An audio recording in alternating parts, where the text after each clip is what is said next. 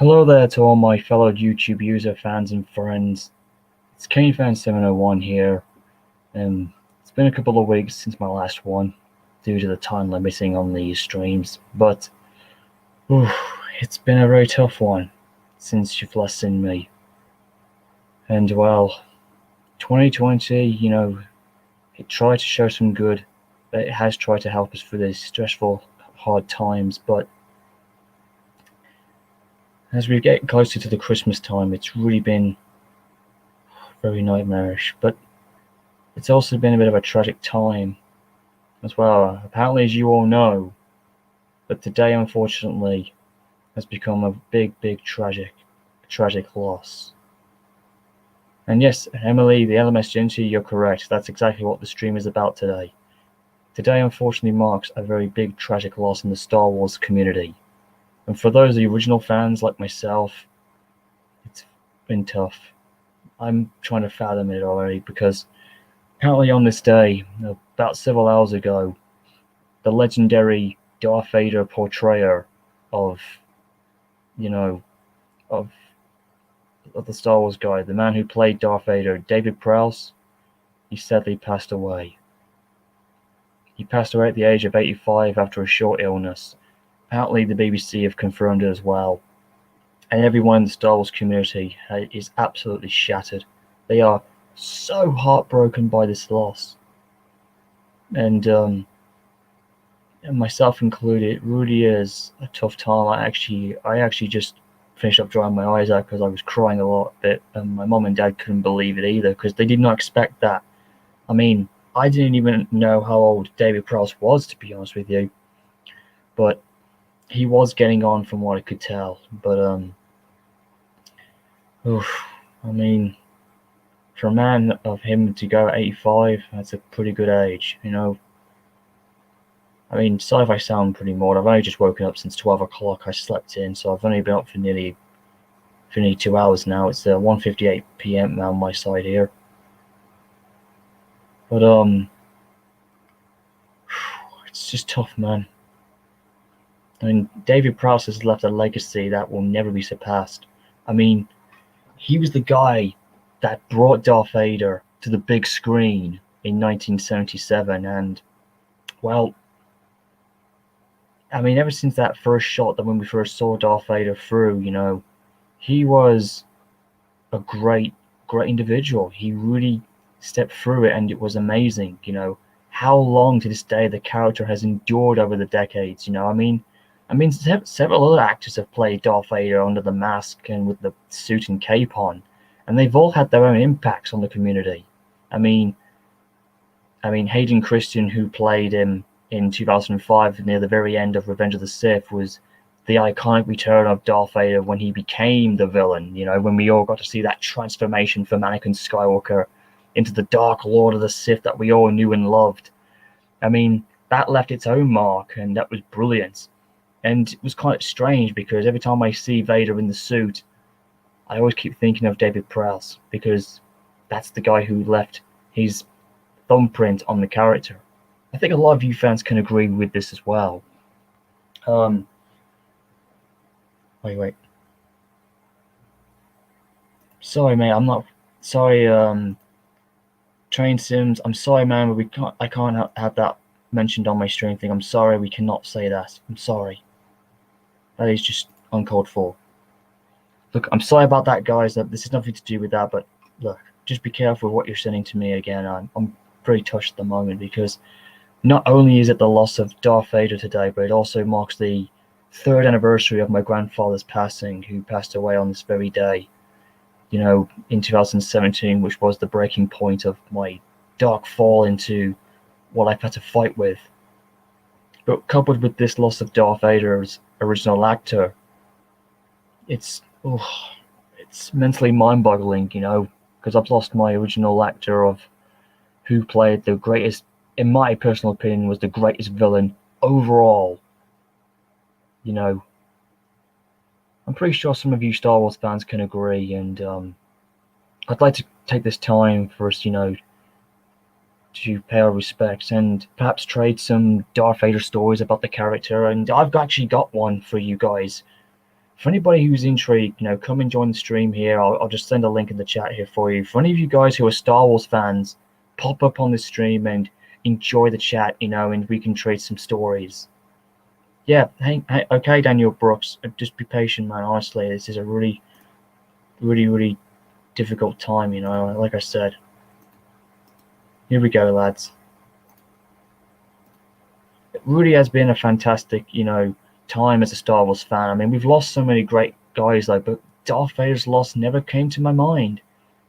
And I never thought about the impact it was going to have on me. But, actually, I've got one intriguing story to tell with you guys. I'm just going to get some of you on and I'll trade it with you guys. It's a really good story to tell. It's basically how I came face to face with the original man of Darth Vader himself behind the mask. I mean, it was quite funny actually, because I was only meeting half of the character. I mean, I was meeting the guy who portrayed him in the suit and the mask and the cape and holding the red lightsaber. But I've yet to meet the voice actor of Darth Vader, which is James Earl Jones, and I hopefully get to live, to be around to see him if we ever do, if he does survive long enough. But, I mean, meeting Darth Vader, the actor himself, I mean, was a blessing, and it really was. Welcome to Daniel Brooks. Like I said, today's a special stream return, not the one I hoped for, but yeah, I understand that. You gotta understand, man. I'm caught up with two emotional moments at the moment, which you can tell by my tone of voice.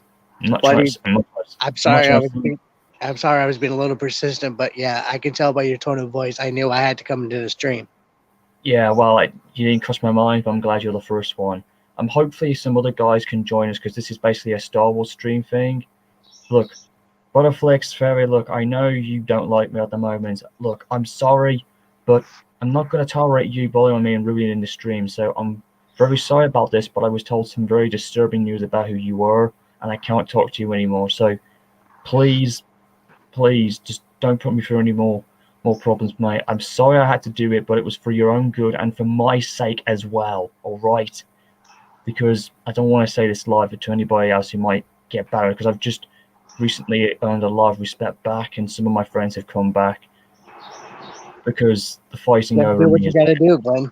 I know I did the right thing, but right now I'm in a emotional break state. I mean, I'm trying to remember about my grandfather, who I miss dearly, but at the same time I'm trying to talk about some good fun memories in Star Wars now, because I mean, everybody on Twitter and Facebook, I mean, the Star Wars communities, I can tell you right now, as I'm doing this live, some are absolutely just heartbroken and shattered and mourned. As soon as I seen this live stream pop up and I seen the title of it, I'm like, oh, shit, no.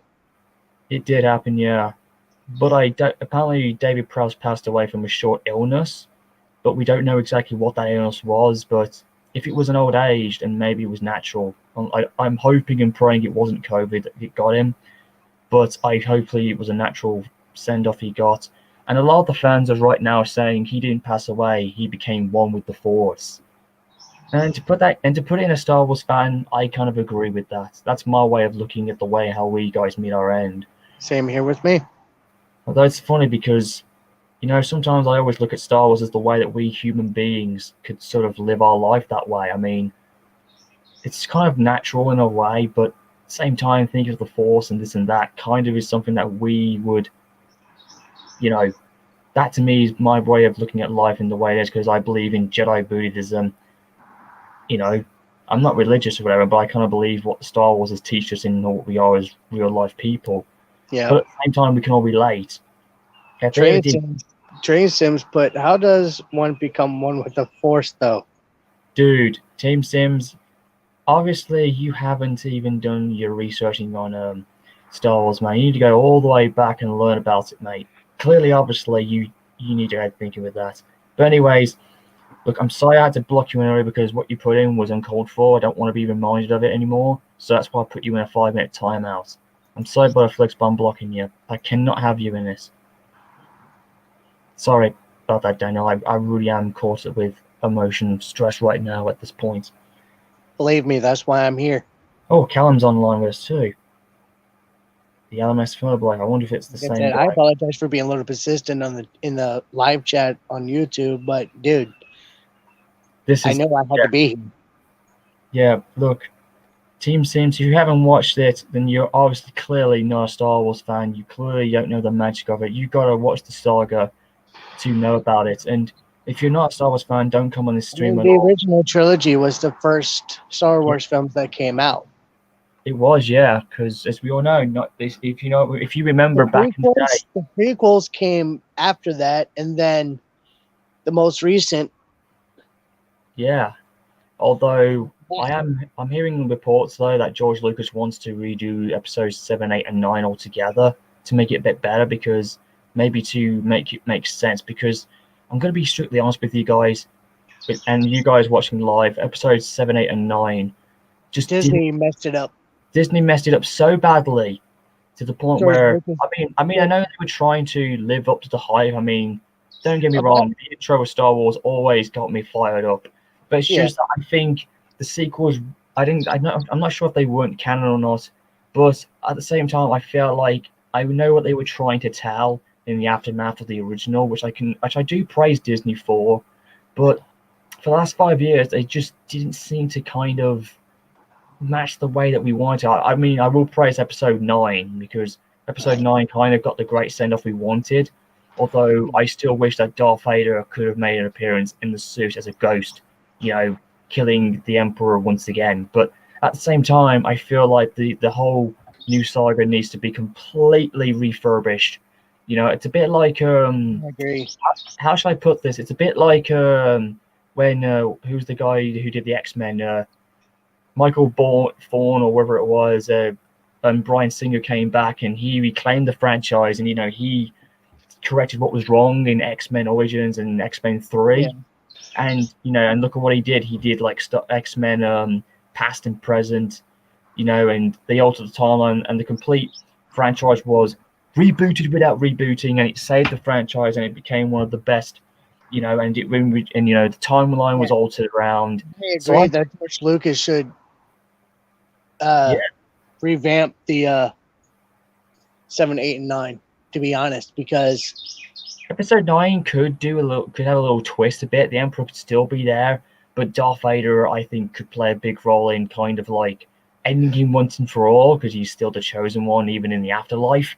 And he brought balance to the Force, and who knows? I mean, I hate to say this like a complete geek nerd at times. We saw at the end of episode 6 with the original actor appearing as a Force ghost, but George Lucas decided to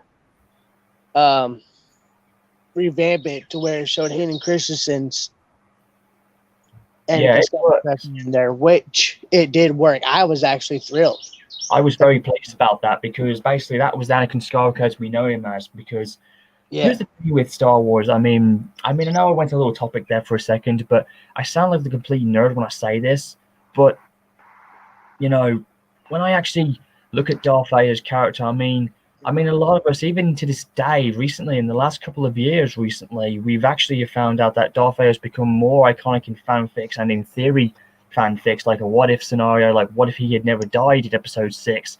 And I'm going to be strictly honest with you. I know George Lucas would like the idea, but I don't know if he would actually do it. But I do believe in this generation, because the creative well is so open to us fans, even the newer and younger fans like myself. Could you just imagine what everything would be if Darth Vader, say he did get shocked by the Emperor's Force lightning, or what if he did train Luke and turn to the dark side to defeat the Emperor, only to redeem himself afterwards and fix up what he had done wrong during his days with the Empire, and becoming a good guy again and fulfilling his life as a father and looking after Luke and Leia, I think it's as crazy as this may sound, I would love to see Star Wars in the trilogy do a time reversal thing, and say what if Darth Vader gathered the courage to go back in time and refix the timeline a little bit and to alter himself. There's so many things that they could do in the creative stuff. I mean, the Star Wars fandom wouldn't mind that. I mean, it's all part of the fun. Use your imagination. But I think that they should do an alternated timeline universe of Star Wars where Darth Vader is still the bad guy, but at some point he does the right thing by completing his wrongdoings, and you could, like, have a film focused on him, because and actually have it in memory of David Prowse himself, because I think that's what he would. I think in the back of his mind, I do believe that's what he would have wanted, because Prowse has left behind an amazing legacy that will never be surpassed. I mean, but the character of Darth Vader is still alive. I mean, the actor's gone, but the character still lives. So technically, in a way, Darth Vader's not dead. He's still with us. But to be honest, whoever plays Darth Vader is Darth Vader. You know what I'm saying? It's not like I'll take Batman for instance. Whoever plays Batman does a great job in bringing the comic character to life. But it's always hard to pick who is actually Batman if you portray him in real life. But with Darth Vader is just himself. No matter who does him, it's a very strange comparison that I'm saying with a lot of guys who played legendary characters, even historic characters, like take the Titanic's Captain Smith for instance, Daniel. I mean, we've seen so many great actors play him over the years who look like him and have always sounded like him. I mean, even Hayden Christensen. Hayden Christensen did a great job as Darth Vader. I mean, even though he is Anakin, in my personal opinion, he is Anakin Skywalker for real. He sounds like the way we thought of Anakin, in the pre-Vader years. He sounds and talks. It's almost like, in a way, it's almost like Hayden Christensen is Anakin for real. It's like it's funny actually with some of the actors we've seen recently. Like, I mean, look at Liam Neeson. He's Qui-Gon Jinn. No matter what he is Qui-Gon Jinn from Star Wars. David Prowse was always Darth Vader. And look at Ian McGregor, who played the Emperor, aka Darth Sidious. He's always been that character. Yeah. He was always in tune with that character. And look at the guy. The amount of talent that these actors had to play the roles that they did in these Star Wars films. Even though the sequels to the original trilogy and to the prequels kind of, how do I say, fell apart. It did. That's the thing. Mean, but also at the same time, they had to work around Carrie Fisher passing away. Mm-hmm. They did. They managed to sort that one out in Rogue One, by the way, though. And speaking of Rogue One, I just want to let you know, I still think that was a really good side film, which was the movie that tied episode 3 and 4 locked together, which made sense because now it built up to that iconic sequence, and we saw, the return of Darth Vader. Even though his role was small, he left a major impact. It was like the resurrection of our childhood and the icon of Darth Vader. They brought back the real, as many fans say, the real dark and cold, evil Darth Vader that we saw in episode 4. And, I can only imagine what David Prowse must have thought. I mean, even if he couldn't do it because, he'd aged over time, I can only imagine what he would have felt like if he had been there. Even just for a cameo, it would have worked. But the guy who played him in Rogue One did a smashing job, because the guy looked tall enough to look like Vader. I mean, the Darth Vader we saw in Rogue One. In the comments, Robert Johnson says Star Wars will be remembered as the most famous series of all time. That is definitely true. Hey, Daniel, if it's all right with you, could you check up on the comments that we're seeing in the chat for me, please, while I just... Hang on a second. Also, I got you about that. Don't worry. Back in a second. I'm looking through, and besides the comments that you took down and all that, I'm seeing just more positive stuff. Even though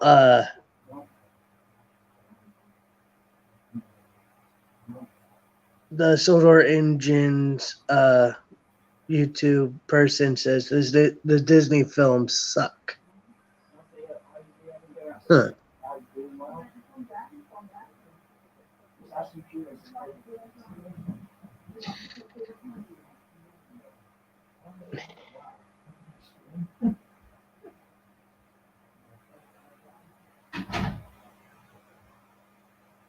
Team Sims, when he gets back, he'll answer that question, hopefully.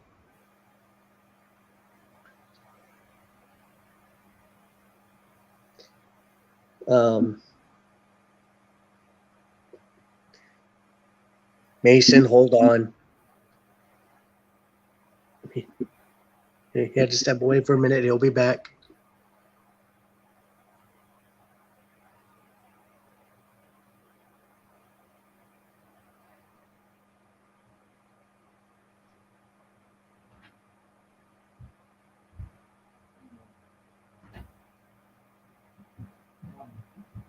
Okay, sorry about that, guys. I'm just back. I had to let my mom and dad know about the whole thing and what we're doing, and dad says it's a good thing I'm doing this.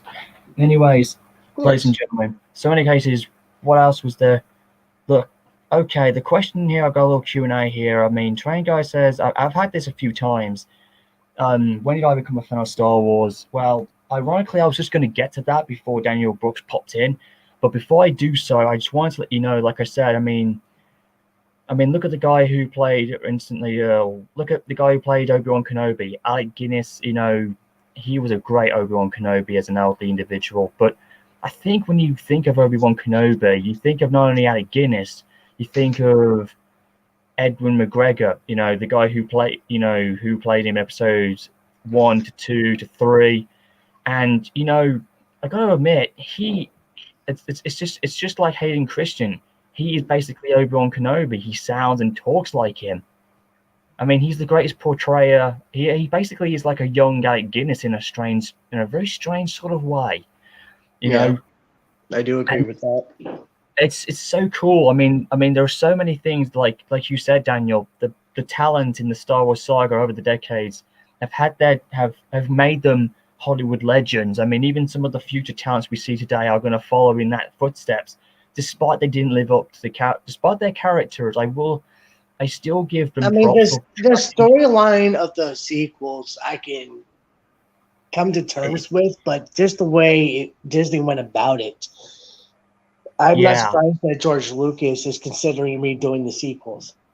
Because if anybody knew Star Wars better, he knew what to do. He knew exactly how to get his actors to perform. I mean, if we went back 5 years ago and George Lucas was in the seat of episodes 7, 8, and 9, I think it would have worked. I think he would have knew exactly what he wanted to tell, and I think he would have made the good guys and bad guys so enjoyable that it would have been too hard to watch. And I will admit, I do think, you know, I mean, I know he's getting older now, but if there was ever a new director who loved StarArs and knew what he was doing, and don't give it for Disney, like make its own. It'll definitely be one of George Lucas's apprentices during the. Yeah. That's the only way I see that happening. Mason, hang on, bro. Look at the X-Men. I mean, Marvel doesn't own the rights. You know, they had them.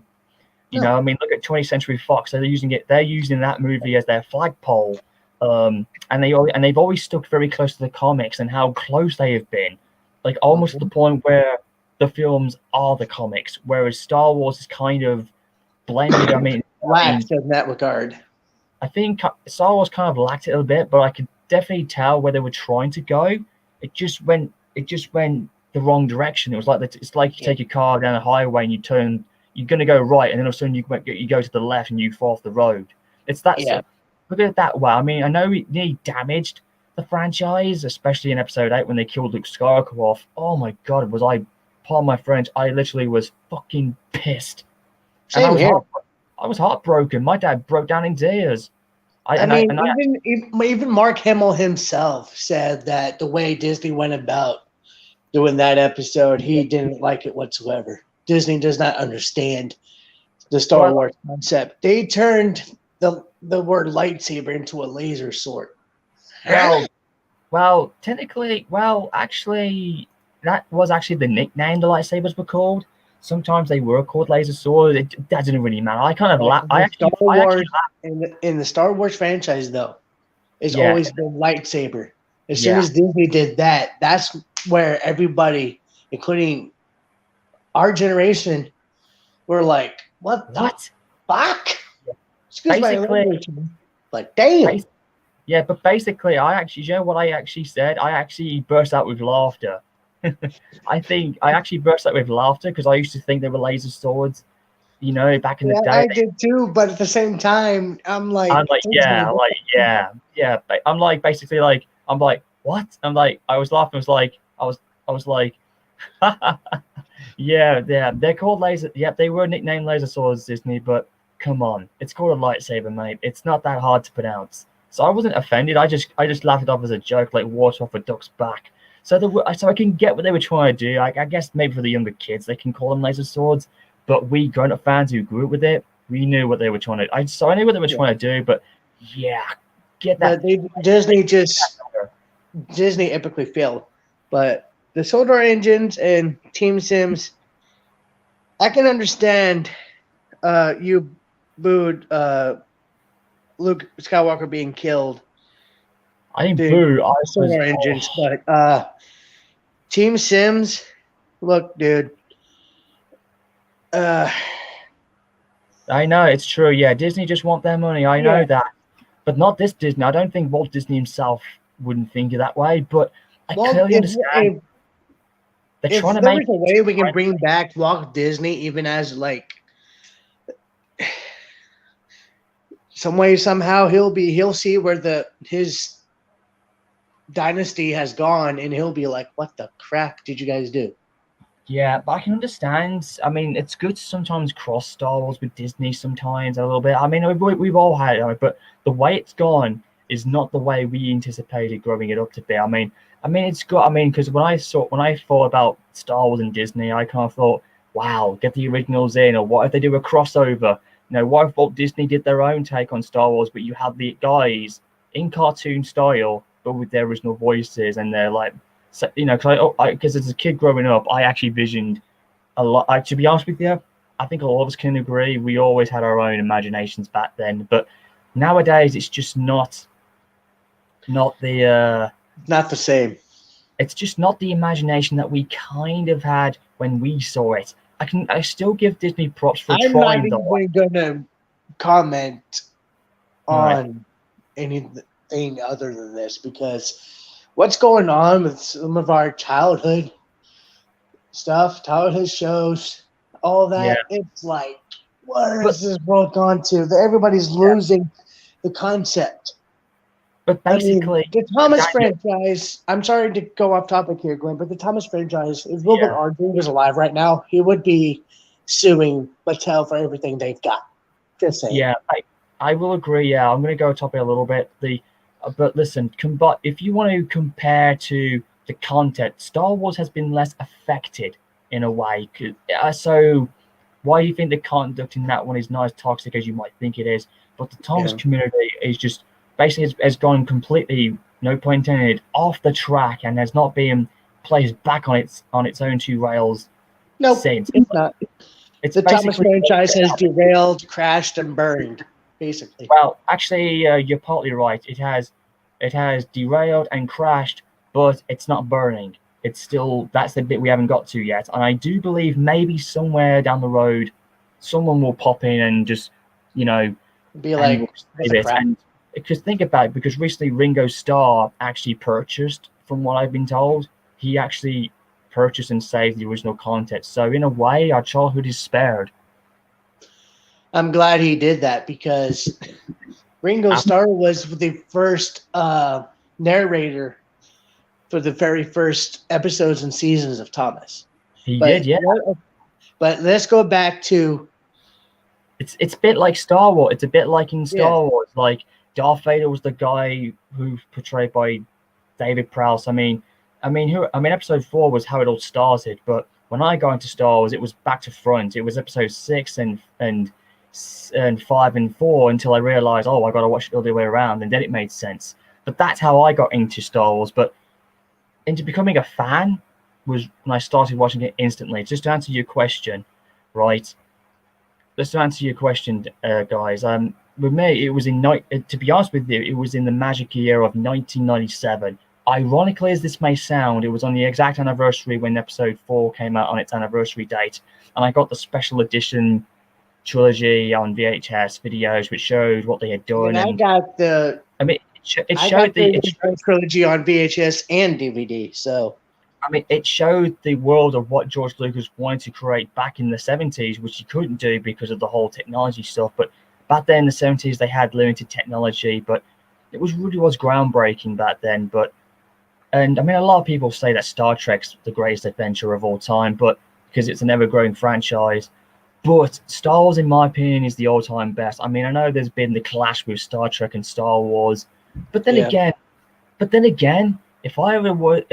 to be honest, if I ever was to watch Star Trek, I would love it if they ever did a Star Wars Star Trek cross brand where the two of them have somehow merged and they're in the same universe as one. I could just imagine how cool Darth Vader himself and the Empire would have been if they had formed an alliance. I mean, this is the thing about nowadays. I mean, back 10 years ago, crossovering was the thing back in everything. Where nowadays I it mean, was them like it was one like thing I can honestly, but now it's all been accepted again. It's like creative content is good and people are allowed to, but it's yeah. always the Hey, results of Glenn, that you don't know. Yeah. yeah. Uh, e- Egon, the Christmas G4M3R wants to join. Yeah, Greg, unfortunately, mate, you're gonna have to wait your time on it because I know you want to join in, but you gotta be honest. We gotta respect this content, man. It's a special stream live, and we don't want to keep talking over each other. And Daniel and I are kind of balancing here. We're doing a very good job. Oh yeah, hang on. Just to get back to my question again. I mean, yeah, ever since 1997, that was where it all began for me in Star Wars. It was ironically enough the year after I discovered the Titanic. So in a way, Star Wars has been in my life for about close to 20 plus 5 6 years or so, I guess. But yeah, but ever since that iconic moment when I saw Darth Vader, I mean, I know the iconic shot of him coming out in the hallway with the stormtroopers. Episode 4 was the moment we were introduced to perhaps the most greatest villain of all time. But Yeah, the iconic one for me, I remember very well, was in episode 6 when he comes down the shaft of his Imperial shuttle and the smoke is blasting up and down, and then the camera pans up and there's Darth Vader. That to me, that was actually the first time I saw who Vader was, and that was the moment that stuck in my mind. yeah. Same here with me. And Yeah, I'm, in all honesty, the generation behind us who actually is growing up on the sequels and the later stories and comics and cartoon series of Star Wars, they're going to be severely misguided and misled on that aspect. So, yeah, it has been, yeah. But I will admit, even though Darth Vader's, his original portrayal is gone, his character has continued to live and evolve. It's a bit like, this is going to be a bit weird, but it's a bit like The Undertaker, his character evolved for 30 years and it's a bit like, over each generation and every era that he came through, he managed to blend his style and continue to go through until finally hanging his cap up on his 30th anniversary. It's just like Darth Vader. He has gone through every generation, and each generation who know about him embrace and love him.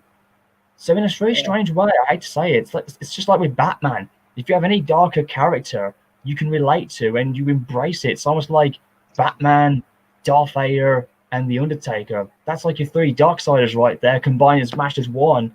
And then you've yeah, got probably the best dark trio of all time. I mean, I've recently been hearing a lot of, actually, it's been a couple of years actually, that a lot of people have actually compared Darth Vader's character of being a Darksider to the way how Batman is, with the way how he defends himself and wrapped in darkness despite being a good guy. But there has been that, I mean, that's been pretty catchy over the last couple of years. I mean, a lot yeah. of DC fans and Star Wars fans keep trading back and forth with it. And they've even done a couple of battles with Darth Vader and Batman together, and it actually has been, and I've seen a few of them for myself, they're pretty epic. It's like my I wouldn't greatest. doubt that at all either. That would be very interesting to see. You can see them on YouTube videos actually as proof. Fan action what if videos. They're really, really good. Because think about it, you've got Darth Vader's a Darksider, and he fights for what he has to do as a bad guy. Basically, what I'm trying to say is Batman's my all-time favorite hero, and you got Darth Vader as my all-time favorite villain. So it kind of seems appropriate for those two to stay on my top list, and no wonder I kind of thought about that, but it never But once I crossed just my checked mind. the comments on the stream. Yeah, Man, there's people confused like hell. they don't believe this, but it's true, man. For those of you guys who are commenting on this video, this is true, man. It's a tragic time in the Star Wars community, and if you check on Twitter and Facebook, I know me and Glenn have gone off topic a little bit a couple of times, but but that like he said, this is mainly about one of the most polarizing figures in the Star Wars yeah, it's just community and basically acting. what we're doing is just that we're talking and we're kind of not just going off topic, but we're also trying to compare as well. And Yeah. get our thoughts. I mean, it's funny actually. It's funny and strange actually, because on the day when I became a fan of Star Wars in 1997, I was only 6 years old at the time, and I fell in love instantly with whoever Darth Vader was, and I wasn't scared by him. I embraced him. The breathing sound I had to get used to, but the look and everything. I thought to myself, You said you were 6 years old in '97, Glenn? I was, yeah. In 1997, I was I was I 5. was just I was a tiny, small little 6-year-old, but I already had become a Star Wars fan because I got I the was action figures, but I didn't get to see the I was a film. very small 5-year-old.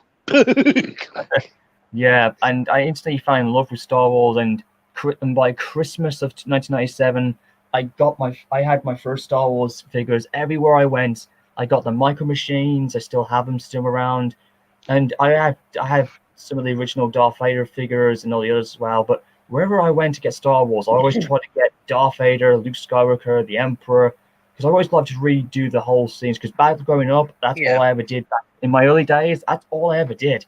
And I even had a costume of Darth Vader, not like the costumes we see today nowadays, which are so realistic as ever.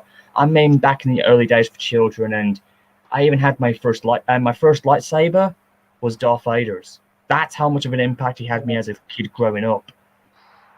It's funny actually, and actually, speaking of which, I still have Vader's lightsaber in my folder somewhere. But I love the character no matter what. I loved it. Train lover, really, dude. Relax. Train lover Yeah. 1, 2, 3. Relax, dude. Okay, I'm gonna get some of you guys in. Okay, just wait up. I know you guys dropped out. For those of you guys who want to come in, you can, but you have to respect the content because me and Daniel are trying to trade a few things. But when we guys come in, don't try and talk over one another, guys, because this is a really tragic time, and there's no time for joking and laughing around. But we will eventually start to trade stories about Darth Vader and the character and how much he had left an effect on us, and of course the actor. We need to remember him because without Darth Vader and David Prowse combined, we wouldn't have had the most iconic figure. And of course, George Lucas admitted in 2005, in in the Return of Darth Vader for Return of the Revenge of the Sith, he said he became such a big hit in the first film more than he anticipated, which was really good. So that was. Which is why George Lucas did the prequels leading up to Darth Vader's the creation of Darth Vader, basically. Basically by adding episodes 1, 2, and 3, we fans got to get to see the story of Darth Vader unfold as it was supposed to be. Although I will admit it was kind of strange because growing up I didn't know how did Anakin become Vader? How did he become the man in the suit? And I mean, we got to see what we did get to see, but I have to say, I was in my extreme childhood. I was thinking this is going to be even gruesome, and it wasn't as bad as we think it was. Because it never once occurred to me that Obi-Wan was the man who chopped his arm and legs off, and you would think something worse would have happened to him to become Darth Vader, like. I mean, in the original script that was leaked apparently after Revenge of the Sith was concluded. A lot of people don't know this. But I'm pretty sure you know this, Glenn. In the original script, Anakin actually begs Obi-Wan to help him. But Obi-Wan says, "I can't." Because he needs to do what he must. Yeah. Yeah. Because Anakin became the I very. don't think a lot of people know that, but us true Star Wars fans do. I just found out. I didn't know that until now. I mean, here's the thing. I mean, if you think about it, Obi-Wan had to do what he must. You know, Anakin had taken the form of a Sith Lord. He had become the very thing he swore to destroy. And once you're a Sith, I mean, I think I know Obi-Wan tried to, but actually, in the original script, after Obi-Wan says that, that's when we hear the famous line, "I hate you," from Anakin. and basically Darth Vader's, you know, what's the word Born. again? Oh, yeah, there was even that there's there's actually two videos done by Star Wars Theory, and I have to give him props for this because he's another reason why I fall in love with Star Wars. I've actually followed him. I'm actually following him on YouTube. I'm subscribed to him, so he does a lot. He does a lot of good stuff. I mean, he does a very good impression of Darth Vader, which I thought was impressive, and I have to say his voice as the Emperor was just amazing. I actually laughed my head off a bit, so you can definitely tell he does a good job in. I mean, I think he should become a pretty good voice actor for the future Star Wars, even in video games, or heck, he could actually become the Emperor's new voice. You know, he would work, or even heck, and I mean, I'm just saying. I mean, he even did. I mean, Star Wars Theory, Fan Theory did there's done two versions of him with Anakin, like him trying to be saved by Obi-Wan, like what could have happened in Episode 3, which I believe can be possible if George Lucas ever gave the allowance to do like the alternate Star Wars universe. I kind of feel like in some sort of way, Mace Windu kind of didn't even want Anakin in the Jedi Order, not even as a Jedi Knight, because it's like, yeah, basically what I think Mace Windu did because you know of how strong Anakin is, and maybe his power posed a threat to his own. But I can understand that. I mean, Samuel Jackson. I think Mace Windu felt like because Mace Windu was able to tap into the dark side but not get fully consumed by it. Well, if you think about why he was the one who's supposed to keep the balance, but yeah, but think about it, because Mace Windu has a purple lightsaber, and as we know from Star Wars fan theory, you know, the purple lightsaber is for a Jedi who houses some dark side abilities, but uses it to defeat the dark side rather than becoming consumed by it. It's basically a pod channeling the darkness within you, and in a very strange way, and that's why I didn't realize that. But now that I looked at it, I thought that's perfect for my Star Wars character because. Heck, even Darth Revan, you know, who in my opinion is the second greatest Sith to Darth Vader, in my opinion. You know, he had a purple lightsaber and a red lightsaber, but he always used his purple one more often. So I believe in a way, if I was a Jedi, I mean, you know, blue and green's amazing, but something about purple is really, really special. And funny enough, that's also the birth color of mine as well. You know, in the birth crystals, purple. So it's no wonder I love it.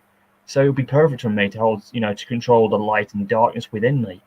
Unless you're a grey Jedi, which is what Ahsoka is, because she has like a white lightsaber that reverses the bleeding method of a red lightsaber. But anyways.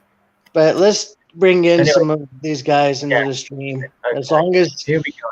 But here's some few rules me and Glenn discussed. Don't talk over one another. Everyone has to respect each other and be quiet and let the other one speak. If you get over talkative, you try to talk over someone, we will put you backstage until you calm down. Or some of them will get a ban, or some of them will be shoved into the dark side for good. Anyways, as Darth Vader, and funny enough, it was thanks to Darth Vader that why I have such a very deep tone voice a lot nowadays. It was because of him. It was because of Vader. I agree. Because I actually started. I mean, I know people say like, you know, with autism people like me, like, who are you impersonating? Who are you talking like how do you remember word for word, shot by move? It was because of Darth Vader. He was the reason why I did every impersonator that I've done to this day. What makes me what I am. Yeah, Well, even when you did your, how do you? No, let's not get off topic. But yeah, but it's all right. You can, but you can. But a lot of people don't realize, when I spoke I as mean, Timothy. even when you did Yeah, the Timothy voice in the Clinchfield, and then uh, but the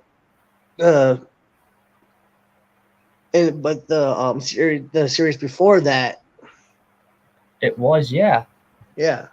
but yeah, that's true. Yeah, a lot of people don't realize that. I kept this for so long now, for I 5 years. mean, But and when I first heard about you, it was actually when Miss Oliver and Blossom, who goes by Del Welstonator and Thespio now. that's his real name, man.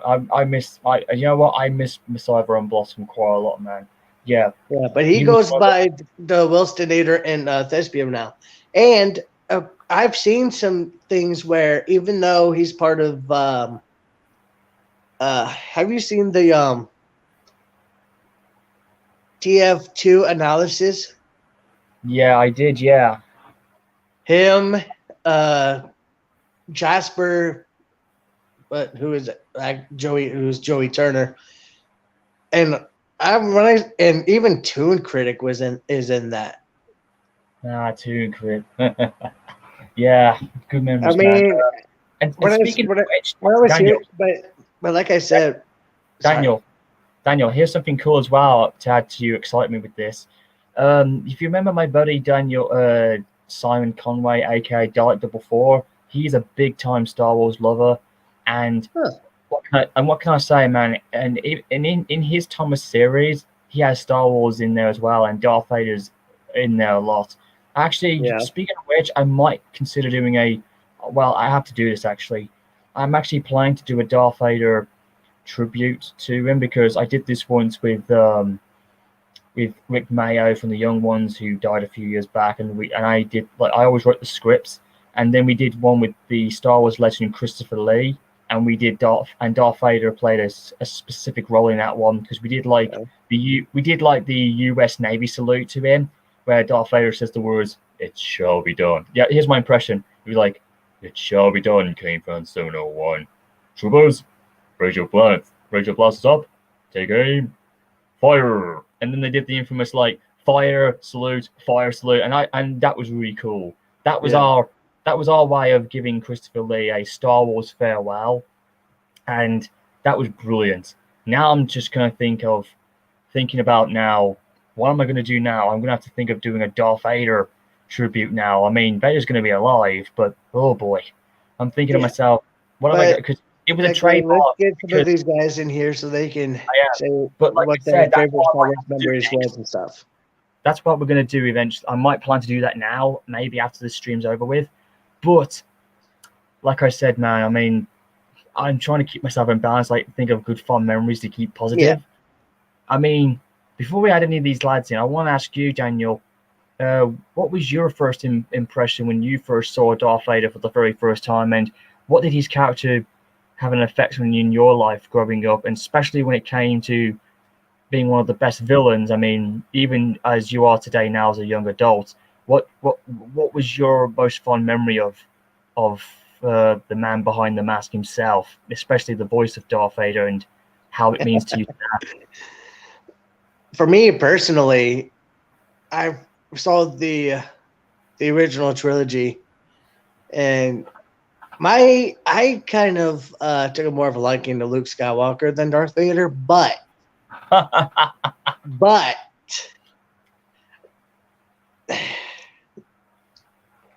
can actually relate to both because Darth Vader represents my dark side. and and when I was growing up from a toddler, adolescent, teenager, and now I'm in my adult years. I'm 2 years away from 30. But some of my best friends have seen my dark side. And when they would see it and they would see how angry I would get and they see how it almost seems like one time one of my friends saw me so upset that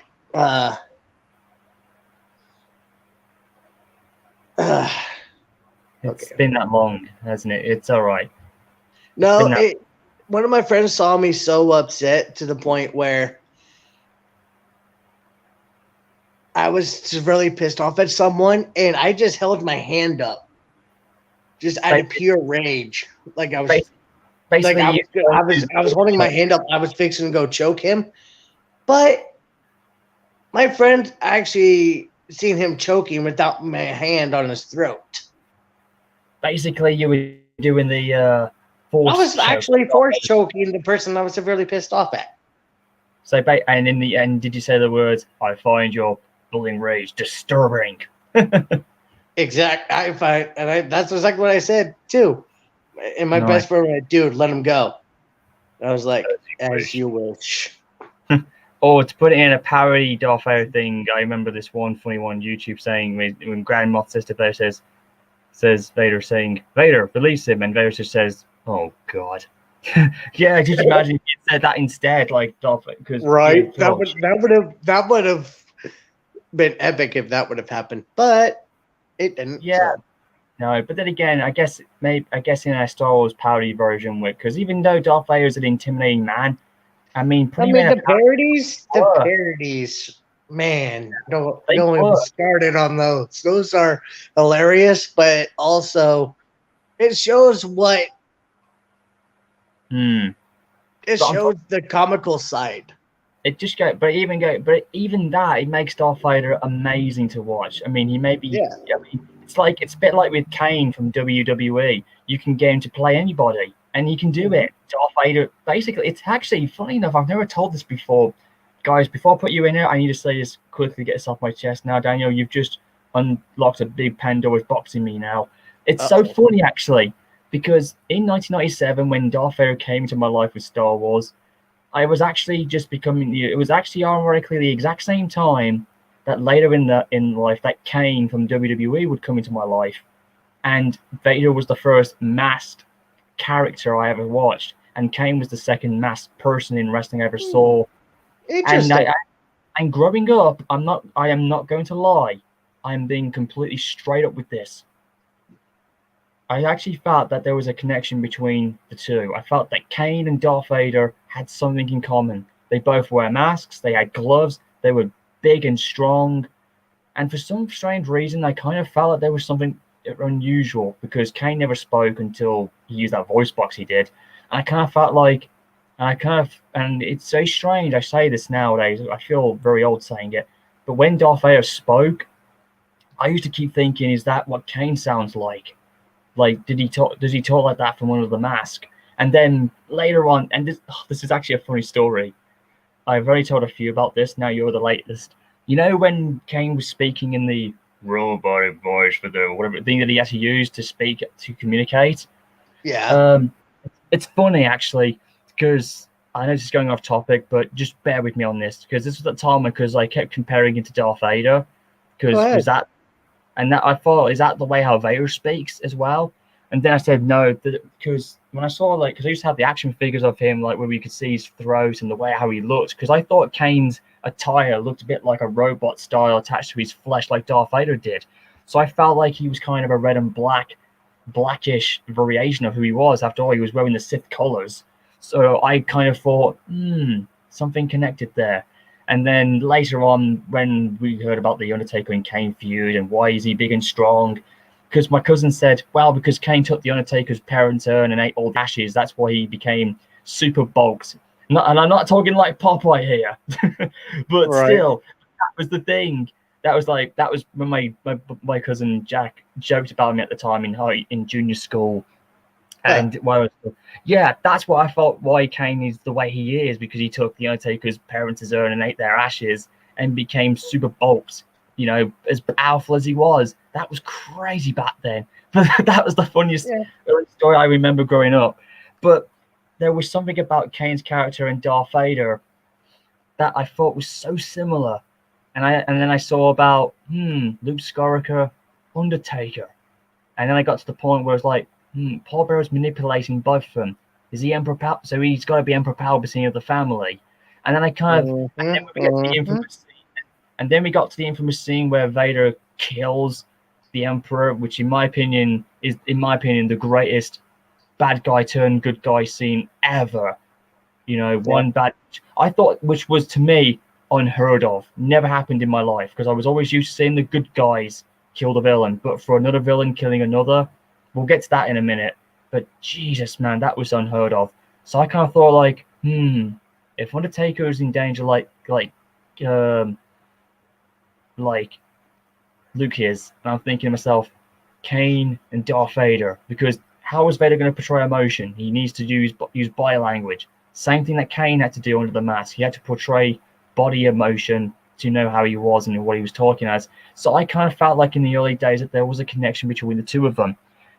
Some WWE and Star Wars fans have even put Kane's theme with Darth Vader, and it works. Yeah.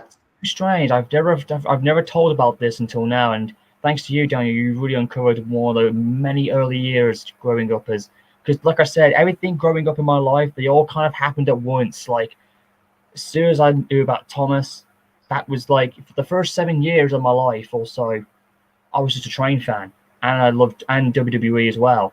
And then, ironically enough, when Titanic came into my life, Star Wars blended in right at the very tail end, and since then.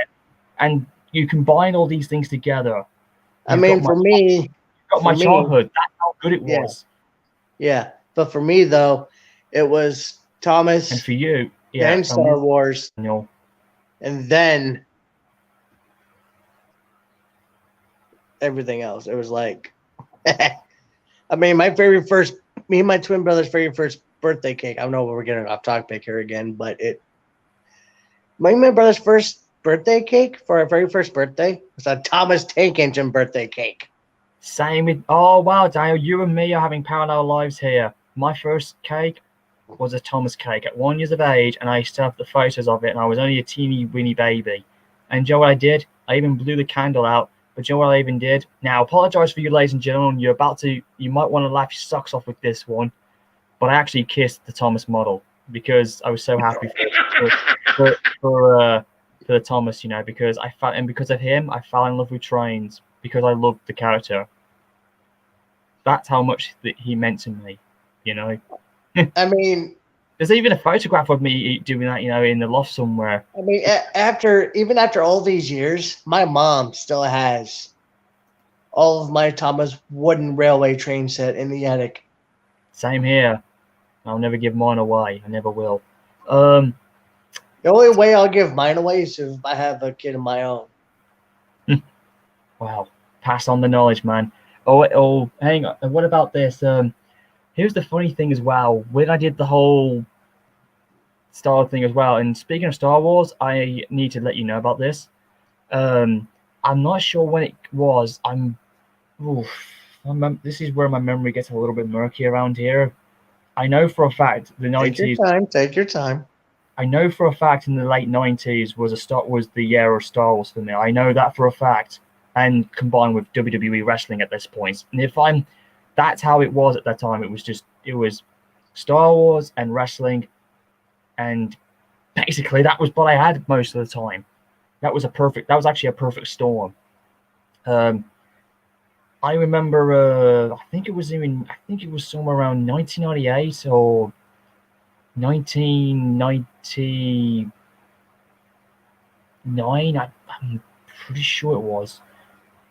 But my first, it was in my birthday time, and I actually had a Star Wars cake, and it had Darth Vader in there with a lovely lightsaber, and R2D2 was in the far corner, and along with Leia and Chewbacca, and it was beautiful.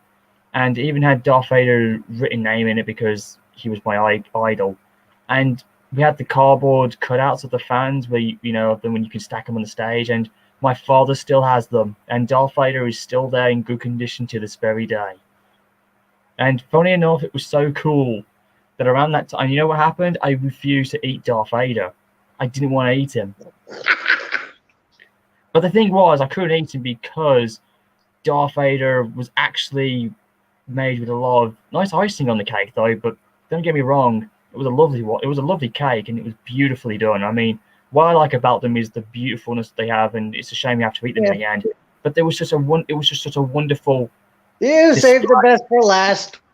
Yeah, I did save the best to last in the end. I did eventually, but because the way I did it, time you're like, heck no, I'm not eating it. No, but I had to. No, but I had to because with me, you know why I was tricked into doing this? I didn't realize. But my dad said, and my mom and dad would say, you know, if you hate this up, you will gain the powers of the dark side, and you will have Vader flowing within you. And being as a little kid at the time, I was like, and that did the trick. It worked. And I never thought about that, and I was never tricked. And I mean, I was, but as a kid growing up, as a little, when I was peaking in childhood, I would believe anything. I think all of us can believe anything at that time period was possible, and you would become it. But I know Samuel Ganda, it's true, man. Honestly, God, it's true. This is what happened, and oh my God, things just piled up over another, and eventually Star Wars Lego popped out, and Darth Vader was the first one I saw, and I fell in love with Star Wars even more. I still have him to this very day. And Darth Vader was the first one I bought, you know. Yep. And when I went to Legoland, there was this I remember this so well. There was like a big, massive model of Darth Vader standing there, breathing, and he has like his Lego lightsaber out, and you can actually have a photograph holding the green lightsaber as if you're fighting him, and that was amazing. Purely awesome. I remember that so well. In any case, I think it's time to add some of the lads in because I think they're getting a little bit dark-sidey impatient here. Oh yeah, I feel the disturbance and the force. And Steam Guy said, very sad to hear the passing of David Prowse. I'm so glad I got to meet him twice. First at small convention in Liverpool and in Wales. And I'll actually tell you about that later on when we get some of these guys in after we trace some stories around. Oh yeah. But let's start letting these guys in. Let's bring out the Darth Vader fans, as we like to call them. It doesn't really matter if you're a Jedi or a Sith fan, as long as you remember who Vader is and the guy who played him. You're more than welcome to pop in. So, anyways, here we go. Here we go. Fulfill your destiny. Yep. And if you only knew, the power of the dark side.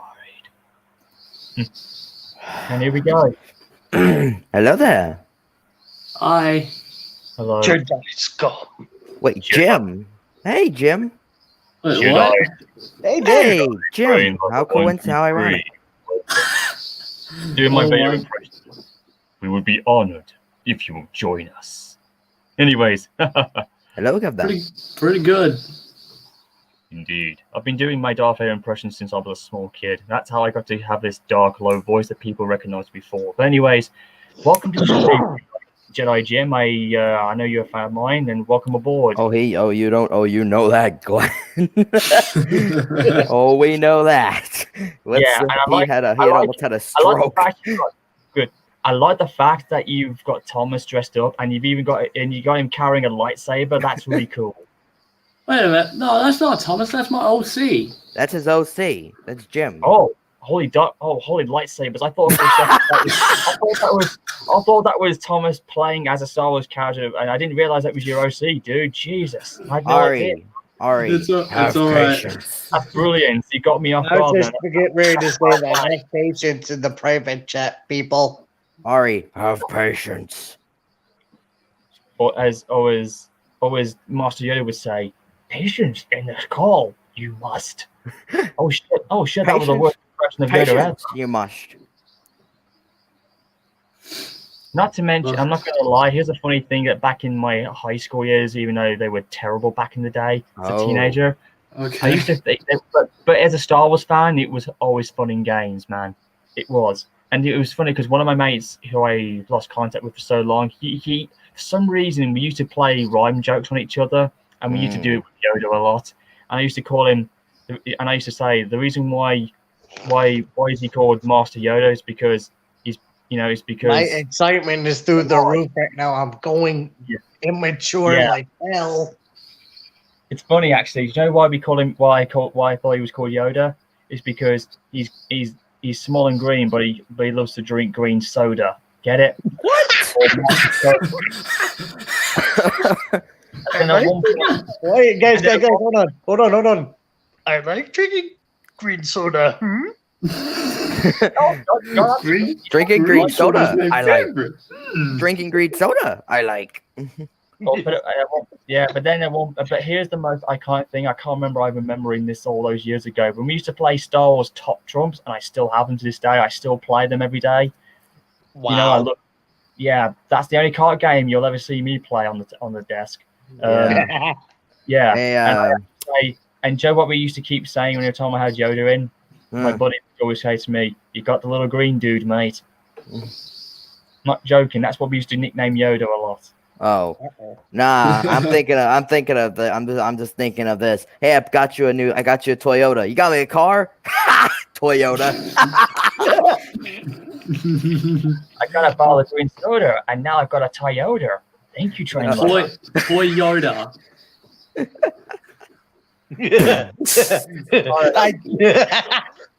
Wow. We're just making a lot of Star Wars pun jokes. No, this is like playing down the story. There was I'm not gonna lie. You made a good point, Jedi Jim. There was a lot of Star Wars puns I used to do back in the day, which was really acceptable. Whereas nowadays, you kind of have to be wary. I don't know why I'm saying this, but I mean, there's a lot of great stuff in the Star Wars community. I mean, besides me and Daniel Brooks were talking about it earlier on, that the community has, and Mattel and Disney have really, really, well, not damaged. They've kind of done some bad mistakes that need to be cleared up. Basically, yeah, everything needs to be revamped and look at the way how the X-Men was. Like I told you before, when Michael Bourne and Bryan Singer came back to take the franchise, he kind of helped and he rebooting the X-Men franchise. And I think personally that's what the Star Wars community needs a little teeny dose of. And I think but the Thomas community needs it big time. It's like a dying breed at the moment. But look, Darth Vader, the character, isn't dead. He's still alive and no matter who plays him, brings him to life. It's just it's the iconic actor, the original man who brought him to life on screen has passed. That's why we're celebrating on this event right now. And anyways, we've done a lot of talking, Daniel. Now it's time for you guys down below to trade some stories, and I'm going to ask you one at a time. I'm going to start with you, Train Lover. Okay. When did you first become a big fan of Star Wars, and when you first saw Darth Vader, the original of him for the very first time? No, James Earl Jones is still alive.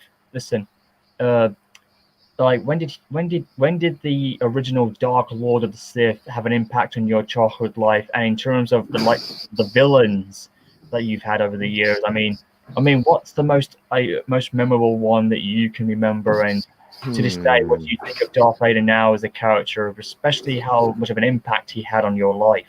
Well, I mean, I personally I didn't personally know about him until then, because the Star Wars series started with Empire Strikes Back, because I had such a fascination for the AT-AT walkers just because of how they were. But then Darth Vader came around because I actually have the only DVD I have is Revenge of the Sith, which is a great choice. And I found out. That's what I was saying. I found out about that. But I've recently known that. Hold on, Train Lover. Hang on, we've got something. Daniel Brooks is being our stream lookout guy. So just whenever you spot something, you gotta let him talk. What's going on? I mean, in the private chat, Emma Coletta and Ariel want to join. They're being a little persistent about it. I just said hold on to that, and then Ariel's not joint one. No, Ari. Ari.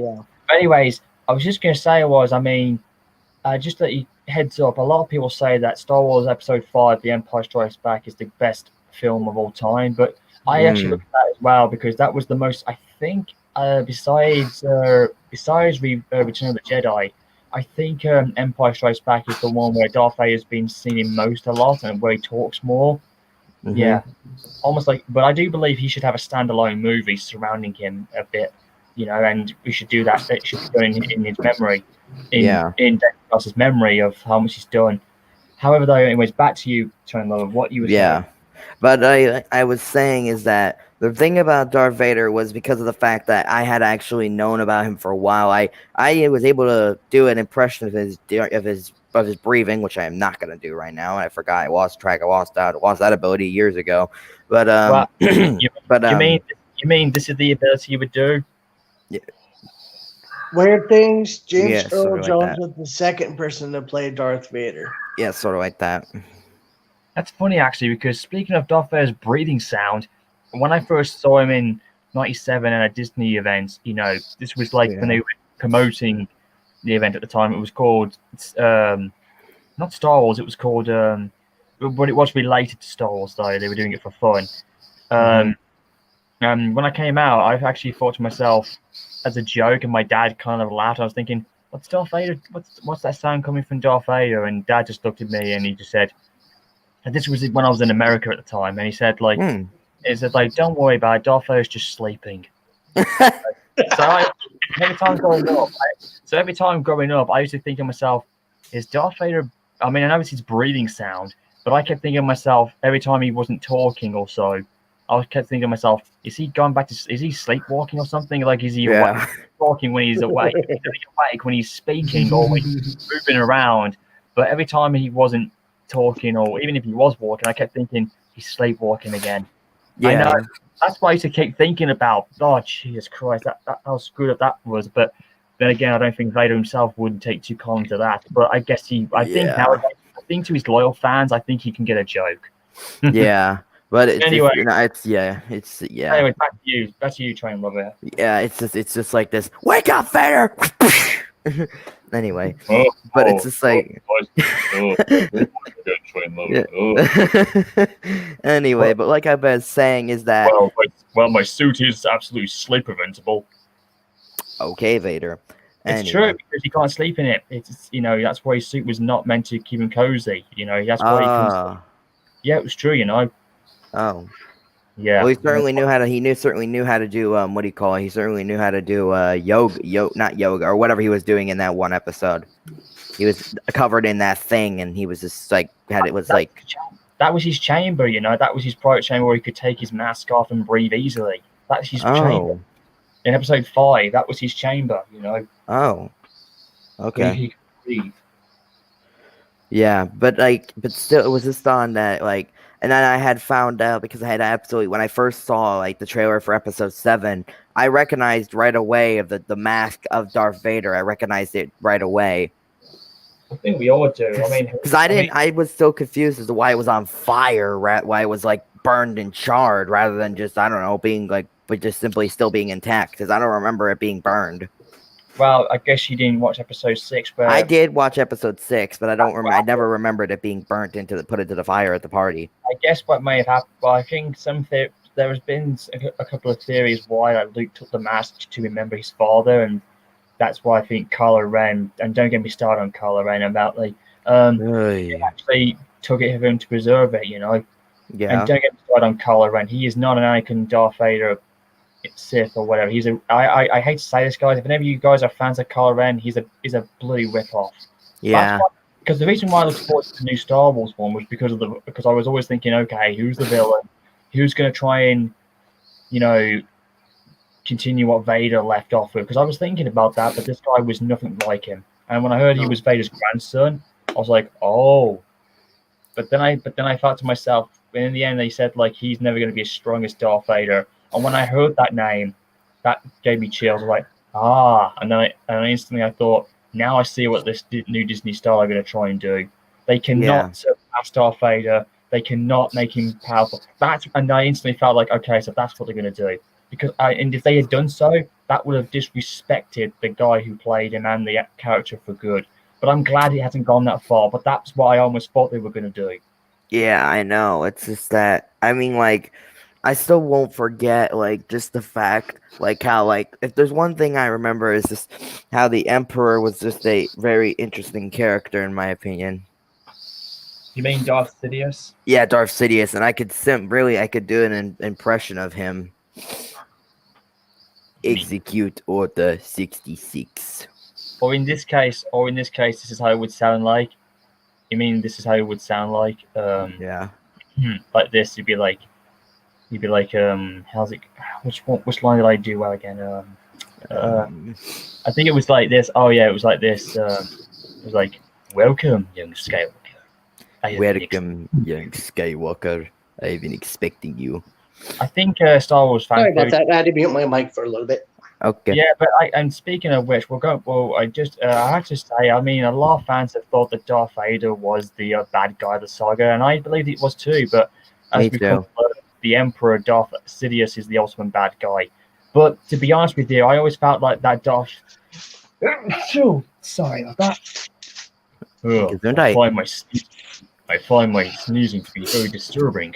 Anyways, yeah. But any cases, though, I've always felt that Darth Vader, in my opinion, was the bad guy, and the Emperor was basically, you know, I mean, we all know how it all goes down, but I've always felt like Darth Vader was more scarier and dominant than the Emperor was, you know.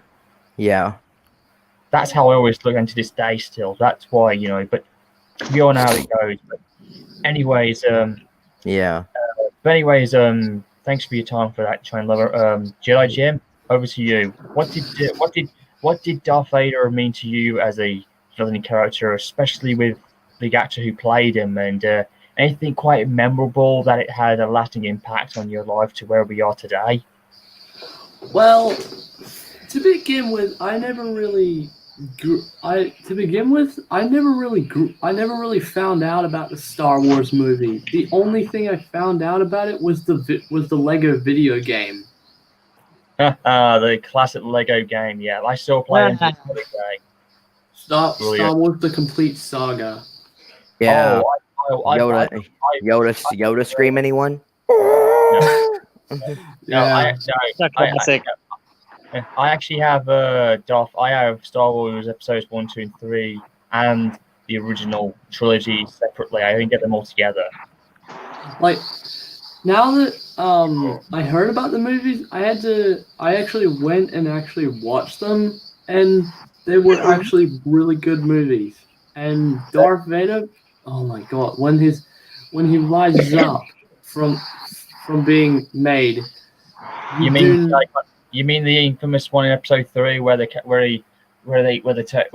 operating table changes direction so he can stand up and get off of it? Yeah, that was iconic. I remember seeing that for the first time, and I was just in awe. Like, finally, we got to see him in the suit, and now we see the transformation.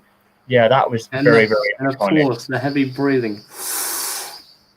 Yeah, when I first heard the breathing sound in episode 3, after so long, when we didn't see it for so long, I don't know why, but when I don't hear the breathing of Darth Vader for so long, and like when we first heard it in episode 5 after so long, and then later on in Rogue One, when we saw his shadow appear in the end, I got the exact same childhood chills all over again. It was like the re-emergence of my childhood as a Star Wars fan all over again.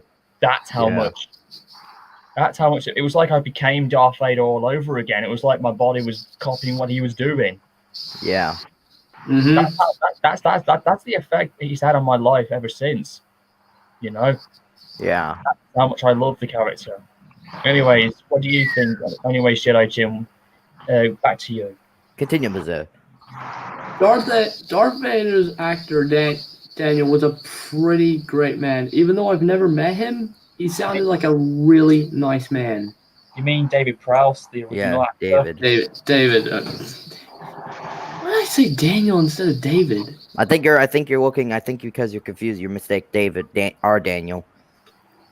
Yeah. Oh my god. Gonna be the first time. No disrespect to you, Daniel, though. No, it's all good. Yeah, it's all good. I won't fight you for it anyway. Hang on. Calm down. I think I recognize that guy, the Sodor Engines. I think I know. Yeah, actually, yeah, I do too, because I've known him from Paul's vids, ETS2 vid streams. I met him. I'm familiar with him. Yeah. Actually, anyways. Yeah, but anyways, it really was. Oh, there's Anthony. Oh shit! Here we go. This is going to be intriguing now. But any cases, besides that, and speaking in the Thomas community, if I want to bring this up to you, But you know what's kind of funny in the Star Wars parody Thomas videos I've seen? They actually did Diesel as the Emperor, and funny enough, because he's always a big engine and he always speaks deeply, they even made Gordon at one point Darth Vader, which kind of made sense. Some of the Okay, who's doing the Vader impression? It's not. That is a car passing by, my friend. Oh, Yeah, I'm outside. oh, I see. Little hint. Oh, I see. Oh, no, Daniel, don't be like that. I've told him. yeah, don't He's go like- there. Yeah. Anyway, Daniel. Next thing you know, Daniel's gonna come on where he's just gonna be like, "Hey guys, I smoked 50 cigarettes in 2 days." I'm going to do something like that. Trust me. better words.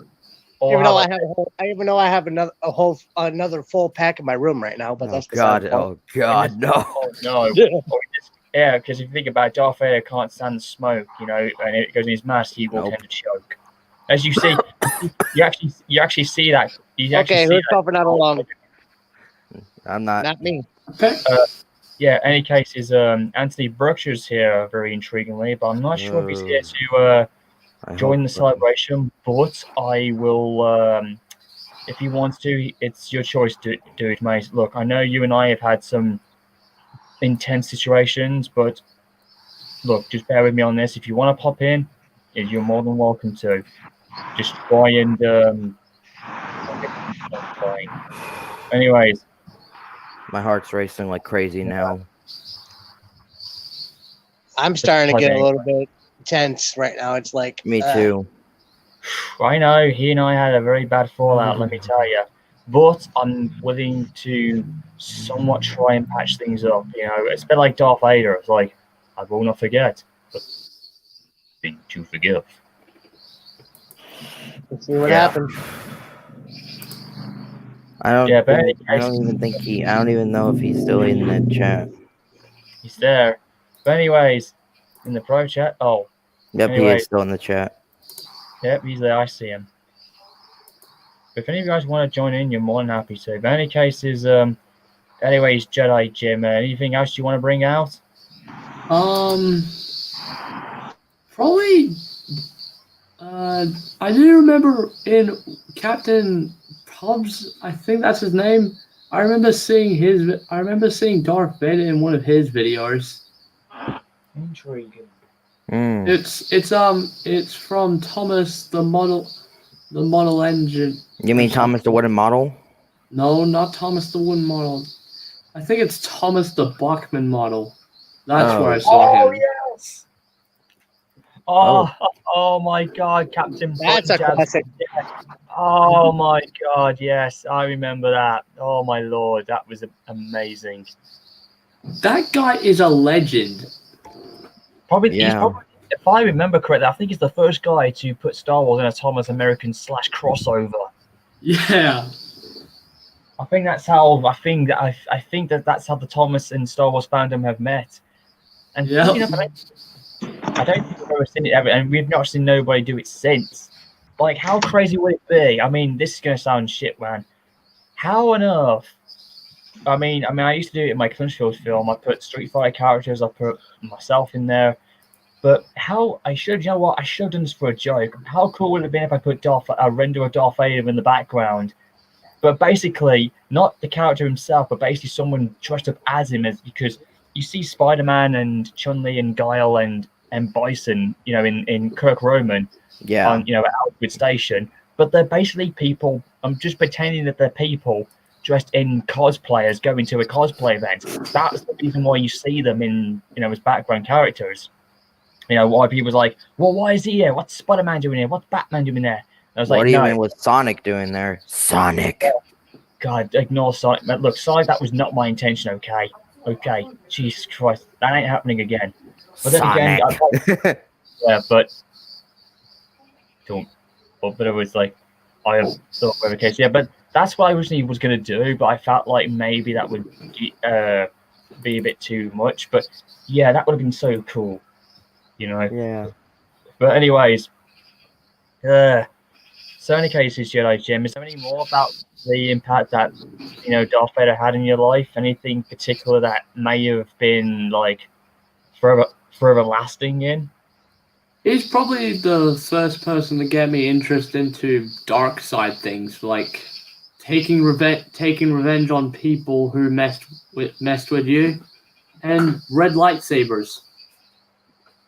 It's very funny actually. The first lightsabers that got me into Star Wars was again because I first watched Revenge of the Sith. I had to go backwards, but then eventually I saw it in its order at first, so I caught them pretty quickly. But the first lightsabers were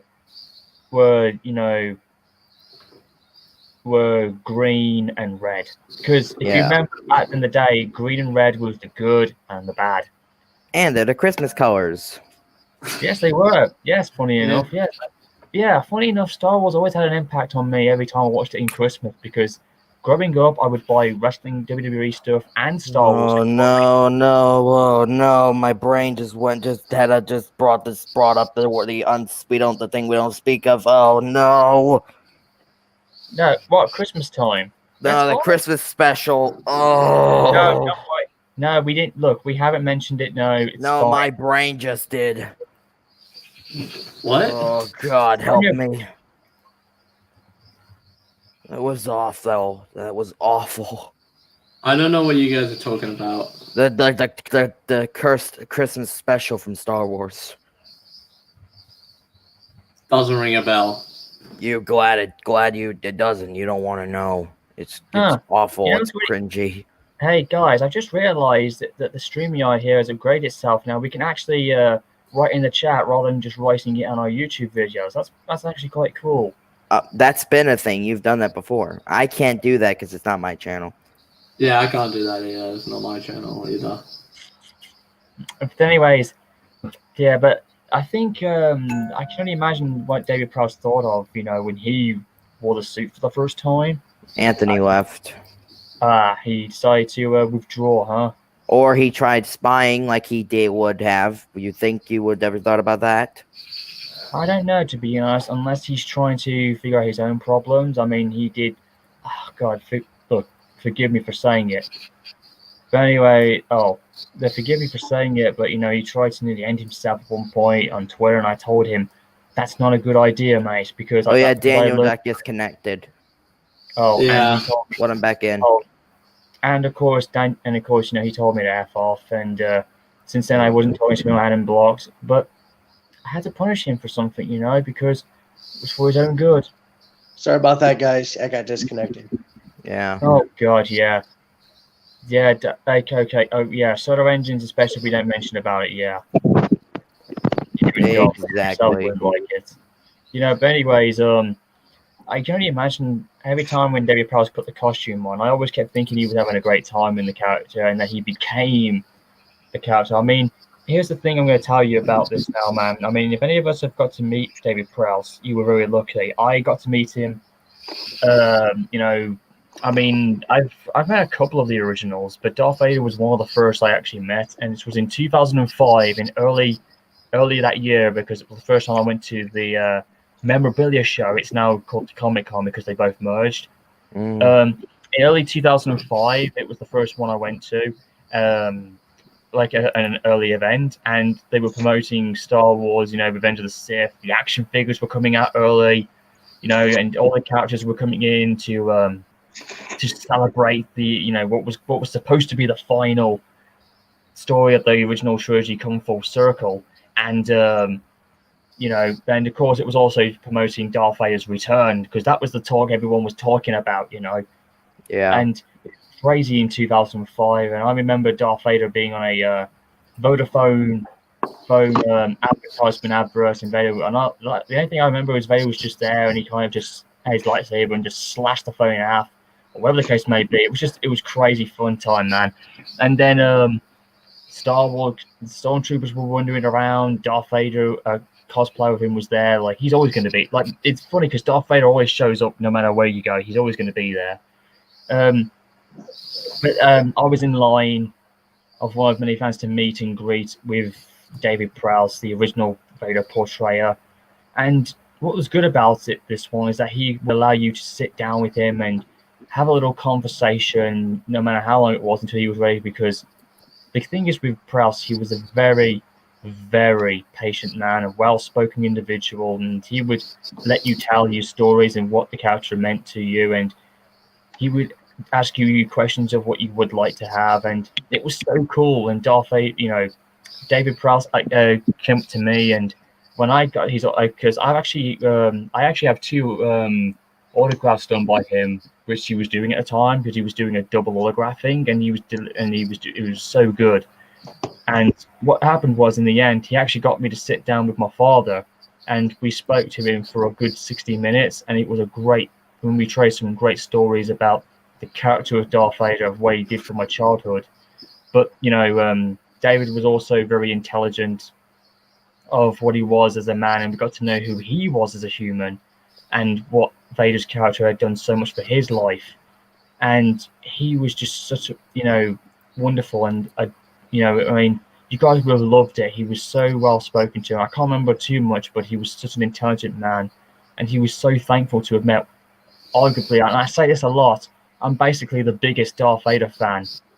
And I say this a lot when I'm, because people call me by my YouTube name as Kane fan, because I'm the biggest Kane fan in WWE.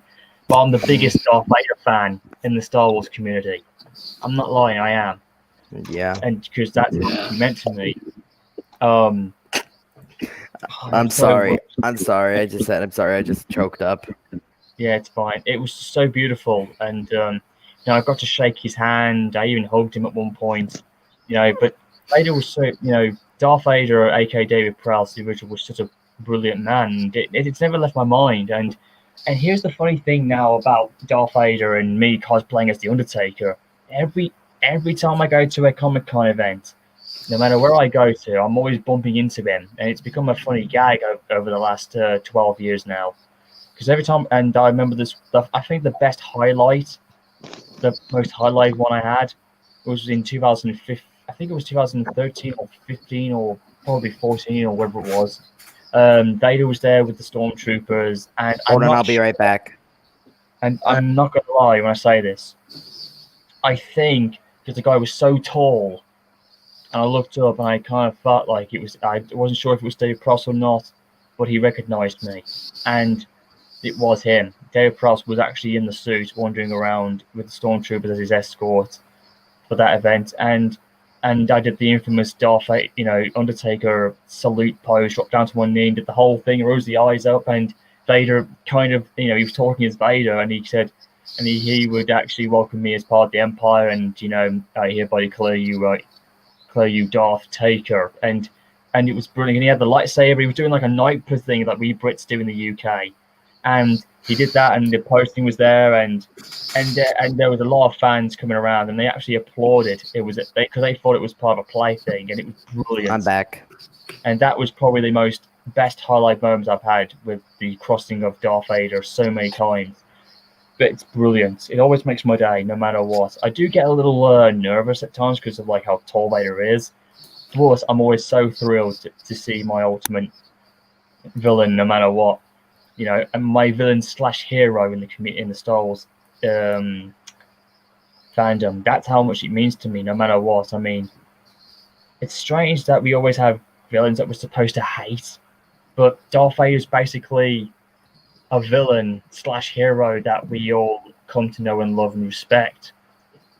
It's a bit like Batman and Superman. How can you not hate Batman and Superman?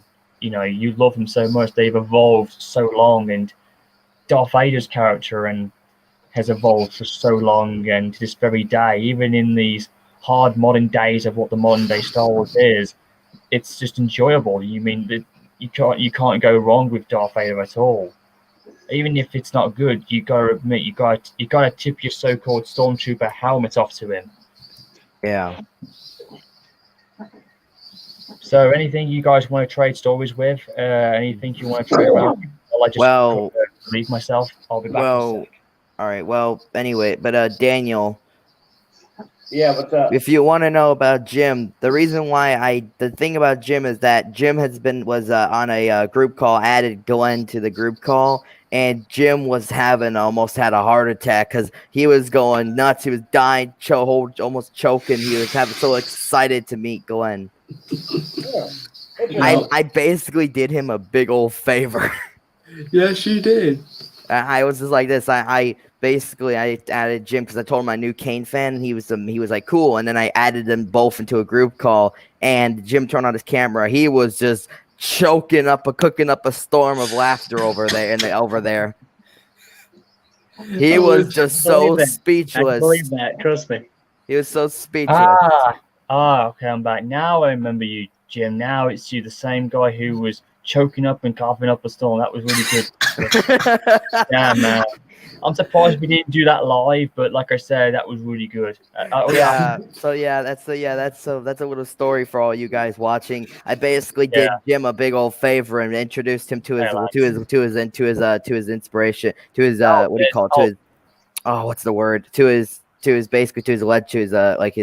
legend that is our friend. Yeah, and of course you can see here now. I again, there's Jedi Jim again now. It is in real life. For a split second, I thought he was having that all over again. Then, but no. Nope. I saw your face for a brief second. Hello, Mocha. Hello there. Hello there. General Kenobi. You are a bold one. Don't know the power. No, it's like this. No, it's like this. Side. Oh, I don't think so. Okay. We must. Yeah. Okay. I will admit, whenever General Grievous uses those freaking lightsabers, where the fact he has 4 of them, and then he has 2 of them that he spins like freaking helicopter rudders, propeller blades. Those are just crazy. General Grievous using those 2 lightsabers like a freaking helicopter rotor blade. It's just crazy. So you're talking about episode 3 where General Grievous showed 4 lightsabers. Yeah. That was quite cool. Yeah, that was quite cool, though. Although I shall admit, though, I mean, I can only imagine what it would be like, as a what-if thing. Like, what if Darth Vader had taken on General Grievous? Think about that for a minute. How cool would that have been? That'd be awesome. I'm pretty sure Darth Vader could have tried fighting with 2 lightsabers, I guess, in order to battle with him. I don't know. But still, like I said, I mean, with Darth Vader, I mean, so many great iconic moments the original guy had done. I mean, I'm going to be strictly honest. I mean, the first time coming in was really good. The iconic scene where we see him in episode 4, which still gives me chills.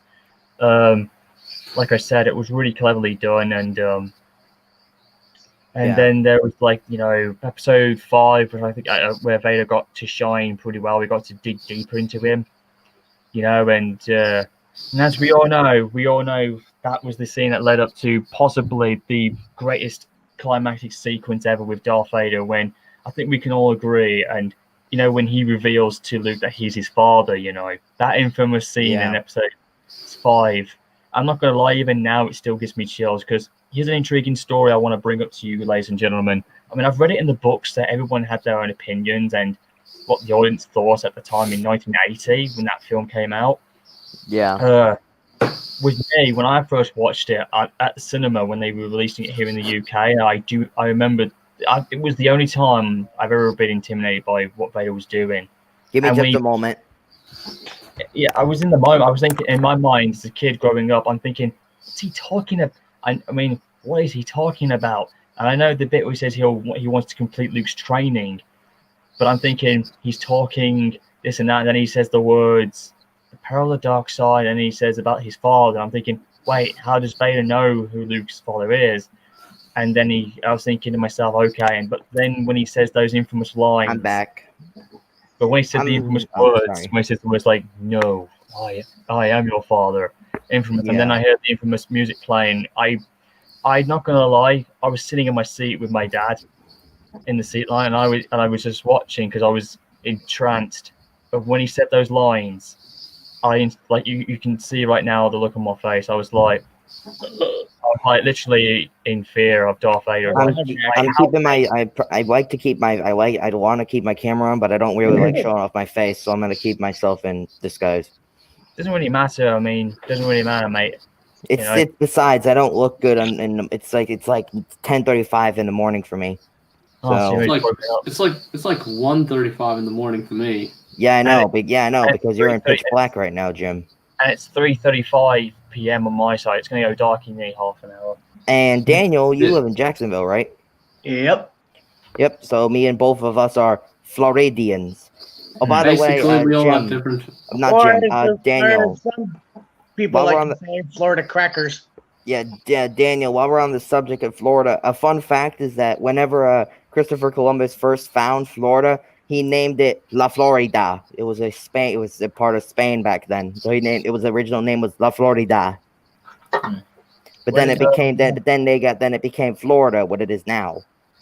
Yep. Anyways, just saying on the topic, Starlight, I just remember seeing that infamous scene. I was like, yeah, like you said, like my eyes are right now. I was like, and what I was like, what? And I was like, how can he?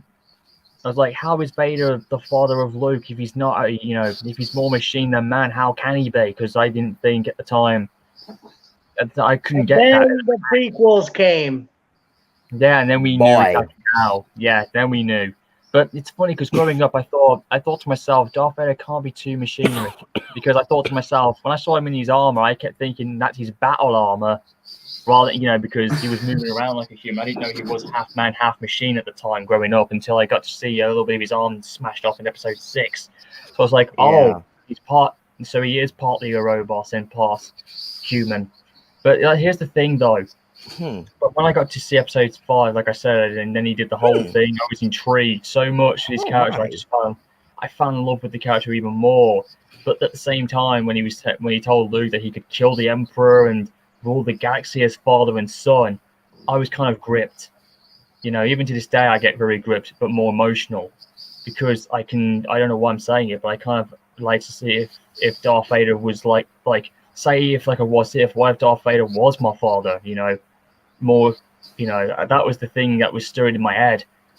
And then eventually, and I remember this one scene in the end, after when Luke gets away, I kind of looked up like this. I was like looking up to my dad, because I was little at the time, looking at my dad, and Dad was looking back at me, and I was thinking to myself, what if Dad is Darth? I don't know what it was. It was probably I'm not saying it was scary, but I had this very, very dark, bizarre feel about being around my dad all the time at that point. It was really was kind of unusual. That was the effect that scene had on me.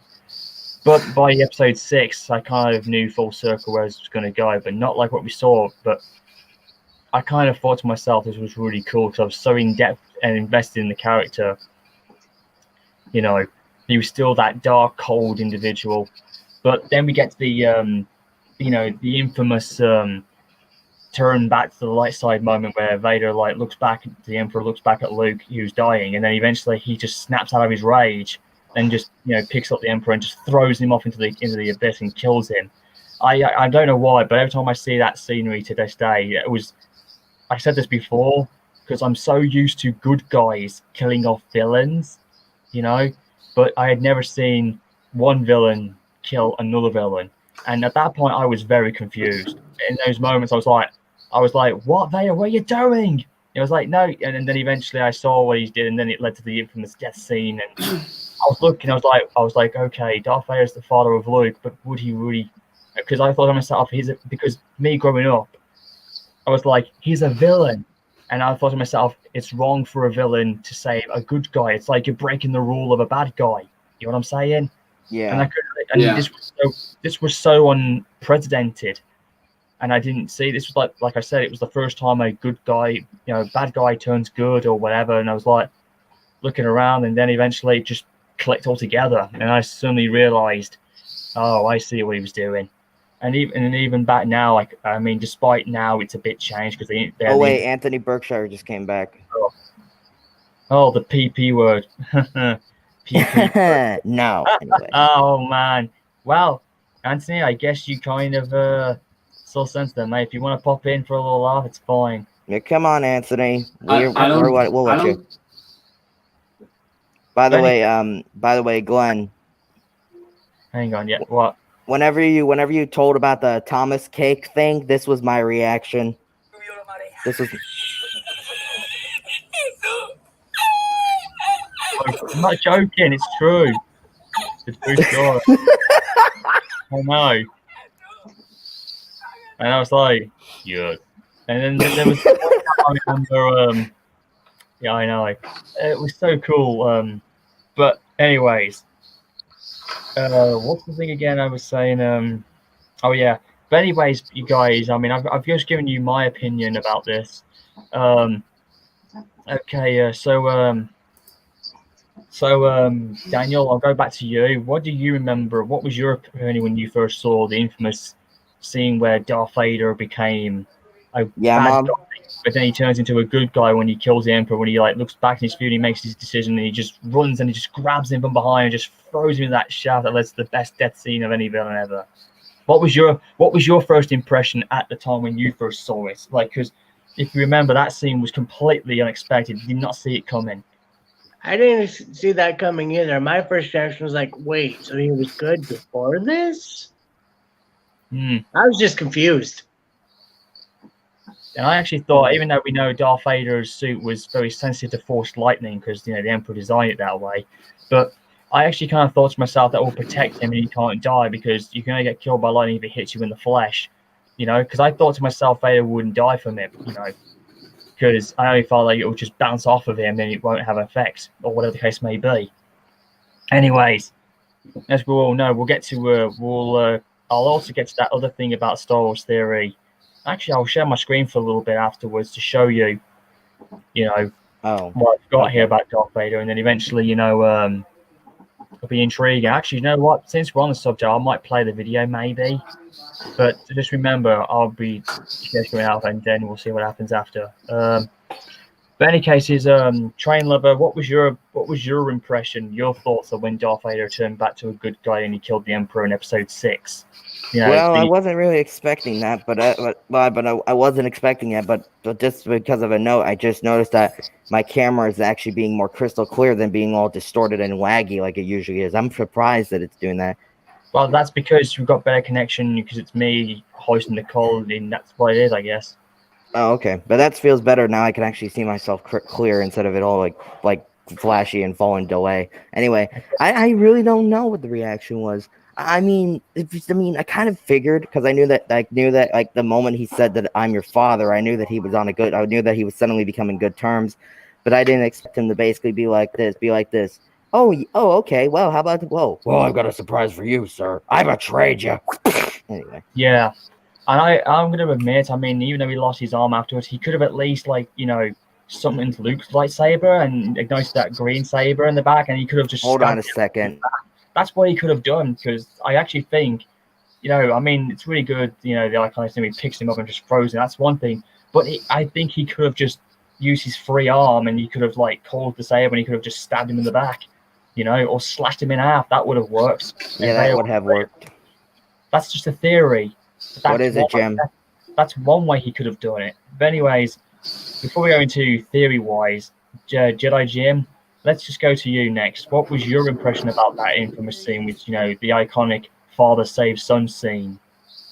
Again, I'm with the rest of the guys. Was not expecting that to happen at all. Yeah, neither was I. And while I do agree on the theory of Darth Vader could have gone behind the Emperor and used Luke's lightsaber to stab him, wouldn't the Emperor see it coming? No, what actually happened was he was so entranced with killing Luke, he was so focused, he had tunnel vision, he had closed off his surroundings. So he basically left himself wide open. Wow. And yeah, basically, and at the end, Vader didn't realize, Sidious didn't realize Vader had turned on him. He didn't feel his energy shift.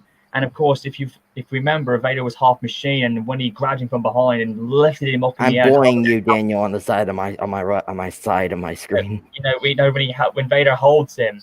Apparently, what many people don't know, because he was half machine. Apparently, because his arm was cybernetic at that point.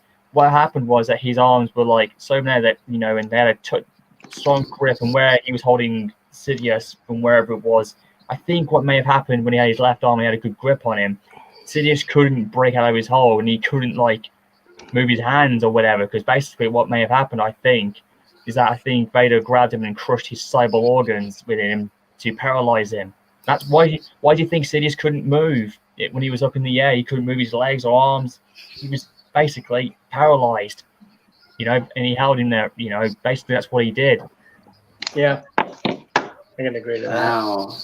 It's funny though. I was thinking to myself, how could he have held? And I thought to myself, okay, how could Vader hold someone in the air with one arm after he lost his right arm? I thought, how can he pick him up? Unless he, I don't know. But still, I was shocked. I mean, I don't think none of us could do that in real life. But still, though, I mean, he was half machine after all and a lot stronger. But still, that was just one of the things that bugged me. I mean, how can a one-armed half man, half cyborg man pick up a human being? And it turns out in the age of how Darth Vader was in Return of the Jedi, according to what Star Wars theory. I'm back. According to what Star Wars theory said, apparently Vader was about 50 years old at that point in his life. About 50 years old or so, and Darth Sidious was nearing 100 at that point. Yeah, he may have looked old, but it says the older you are in the dark side, the more powerful you become as well. Oh, Glenn. Yes. Do you want to know something? When you have mask on and you need a drink, instead of actually just removing the mask, just do what I just did. Do this. Yeah, I don't remove my mask. What I do, I just push mine downwards. I lift mine up from the bottom and then I push it back down. It's easier than it's having us fully take off the whole mask and basically be like this. Okay, so in order for me to take water, I have to remove the thing that's going to keep me safe and keep me healthy. And no, just do that. No, I don't. No, I keep mine up. I just push mine down and mine upwards. That's how I've done it because you keep that. But anyways, it would have been quite cool. Like I said, I actually said in a joke in this COVID crisis, I think the best way we could survive is if we get ourselves stormtrooper gear, or even wear a Darth Vader mask, or just jump in the suit. Then we're COVID protected. Nah, it's not. It's like this. It's like this. When somebody sneezes and somebody sneezes, the danger levels out of control. No, basically, walking past I'm more worried about walking past people than just sneezing. Yeah, this lady sneezes, I'm dead. Yeah. It's like that video from how Henry defeated Alfred. Basically, Henry sneezed so hard that he disintegrated Alfred. Oh yeah. It was just like and he just disintegrated him. I think that's called If Alfred Had Been Stopped. Yeah, I have to see if I can find that. I tried looking for that. I have to see if I can find that. Hang on. Apparently, because we're still doing about the whole thing about Darth Vader still, I'm going to play a couple of Yep, I found it. I'm going to play a couple of Star Wars videos about as part of the whole celebration. Despite we'll get some ads in here, so you're going to have to ignore that. Yeah. There's actually an... Oh, hang on. I'm just going to yeah, hang on. I'm just gonna share. Yeah, I'm gonna sure. share my screen real quick. Show you the video I made. I found. Give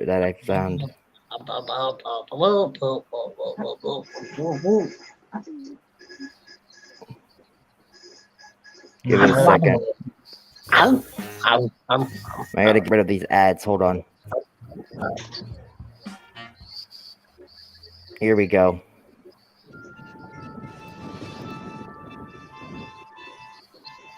Yeah, I remember this video. I remember this one.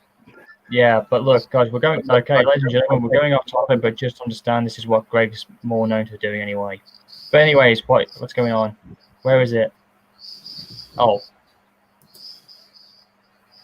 Take over this railway by getting rid of you engine, starting with you. Oh, really? I'd like to see you do it. You are doubting what I can do? That's pretty bold coming from a flawed engine such as yourself. Wait. Oh. I'm going to sneeze and get rid of you. Sneeze me away. Ha! Now that I would love to see. Here it comes. I'm watching. Wow. If only that was one way we could do that and get rid of COVID. Always go. Sneeze me away. Pah, I'd like to see you try. Shoo. And if Darth Vader just suddenly popped up where it was like, he would have just said the words, Impressive. Most Yeah, he would have impressive. said it. Yeah, most impressive. No, it's like this. Okay, you're a part of my fleet, and you're a part of my army now. Anyway, I'm not gonna lie, that was one of the most catchy lines that Darth Vader said, and every time I say it, I don't know why, it just felt pretty good. Anyways, back on my. Here we go. I'm gonna do like this here. This is gonna be really fun. And for those of you fans who love Darth Vader and Star Wars stuff, come and watch what we're seeing right now. oh boy. Oh yes. Let's hope we don't get copyrighted by anything from Disney. Won't.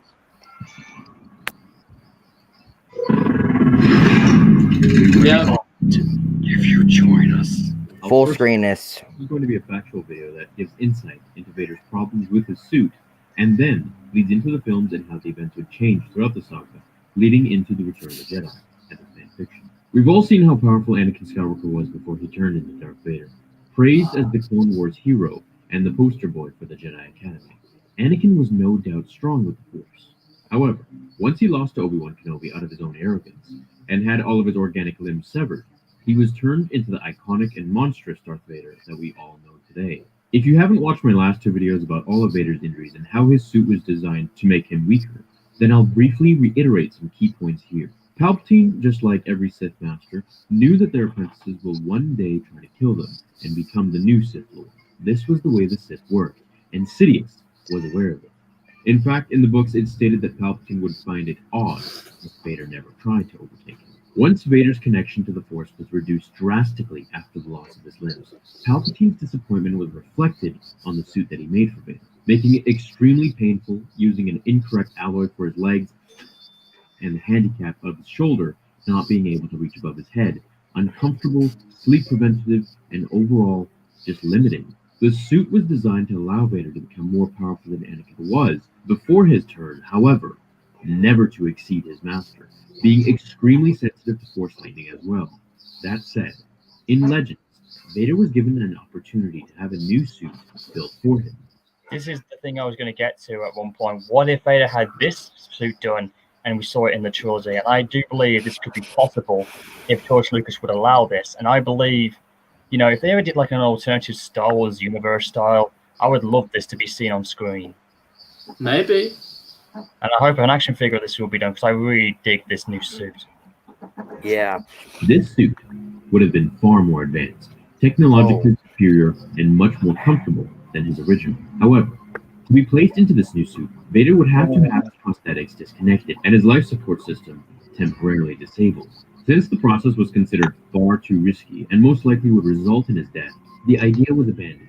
On top of this, Anakin was very with electronics. For example, he created C-3PO at the age So that's of what you were talking about, Glenn. The reasons he never did were because the pain Yeah, the bit where His chamber. Yeah, was it? Yeah, that was his chamber on the Star Destroyer. helped him tap into the dark side through his misery and discomfort. And also, because he was just so depressed that he didn't even care enough to have it fixed, he felt he deserved this life of pain and suffering for what he had made, solidifying himself to the dark side of the Force and the Emperor. But what if Vader did get that new suit? What if, in his downtime, he got the new parts, added bit by bit, and tinkered with his prosthetics, making them more durable, flexible, and comfortable? It was written in the book The Rise of Darth Vader that he could tighten the bolts on his hands to easily crush his lightsaber hilt. If Vader got the suit that would truly limit his... I'm sorry. I'm sorry, Glenn. That's just a funny little mask. Everything, both good and bad, from a certain point of view. With the suit he was going to get, Vader would be able to sleep. This would help him heal his body faster. Whoa, wait. This would calm his mind more and allow him to think more clearly instead of being so quick to force choke or constantly dwell on his depression, making irrational and moody decisions. Vader would be more confident, faster, stronger, and whatever his severed force ties held back, his new prosthetics would attempt to match. Vader would no longer have to learn a new fight style, incorporating forms 2, 3, 4, and 7 into his already close 5. His lightsaber abilities would have literally just continued to power for speed and flexibility, making him truly the most powerful duelist in the galaxy. Without his breathing apparatus constantly making noise, he would sleep better but also not be heard by enemies in the quiet of the hunt. His scorched eyes would be removed and implanted with new ocular retina implants that could see into the deep distance and in the night much more clear than his helmet allowed. It was said that the suit was constructed using various methods of Sith alchemy, which served to augment Vader's severely diminished physical strength and vitality. Vader would then seek stronger Sith sorcery and holocrons and use it to his advantage. This would change Vader's overall feeling about himself, as Anakin was always obsessed with becoming more powerful. He would be able to feel his powers return slightly again with the diminishment of his pain, relying only on his mental hatred for himself and the Jedi to propel him for all of his missions. This would change his battle with Luke, not so much during The Empire Strikes Back, as he was merely testing Luke's potential and ultimately trying to turn him to the dark side, but more so it would change his duel in the Emperor's throne room during Return of the Jedi. This time, Vader would never be bested buddies, even after Luke's brief turn to the dark side. Luke would be outmatched, outpowered, and overall less experienced than his father. This could do one of two things, which I'll explain both. First, I will say it was Luke's connection to Vader's prosthetic hand that made him realize him and his father aren't that different, and that if he continued using the dark side as he just did, he would end up just like him. If Vader had his elite suit and fought his son, then Luke would either continue to fight, allowing for his hatred. Oh, hey, Brandon's in the stream, in the chat, in the stream chat. Heck yeah, get him in here. Wait, Anthony Berkshire just said, Mr. Kane fan, I've consumed ketamine and I'm gonna die. What? Oh, bring him in. Brandon, come on in. Come on in, old buddy, old pal, friend. Oh, by the way. It's going to be fun. Oh, by the way, Team Sims said dirty Percy Andrews, and I have to say, don't call me Dirty Percy. There it is. Don't call me Dirty Percy. But I was waiting for you to do it. Or as Darth Vader would say, don't call him Dirty Percy. Here's Michelangelo's version. Don't call me Dirty Percy. Or Darth Vader starts force choking someone to do it. Nah, I remember. No, I was just remember. It was just like I remember Duncan whenever he got spooked. He was like this. You look like you've seen a ghost. No, I'm asleep. And he refused to open up his eyes. But he did though. When he fought Darth Vader, wasn't looking at him. There you go, Brandon.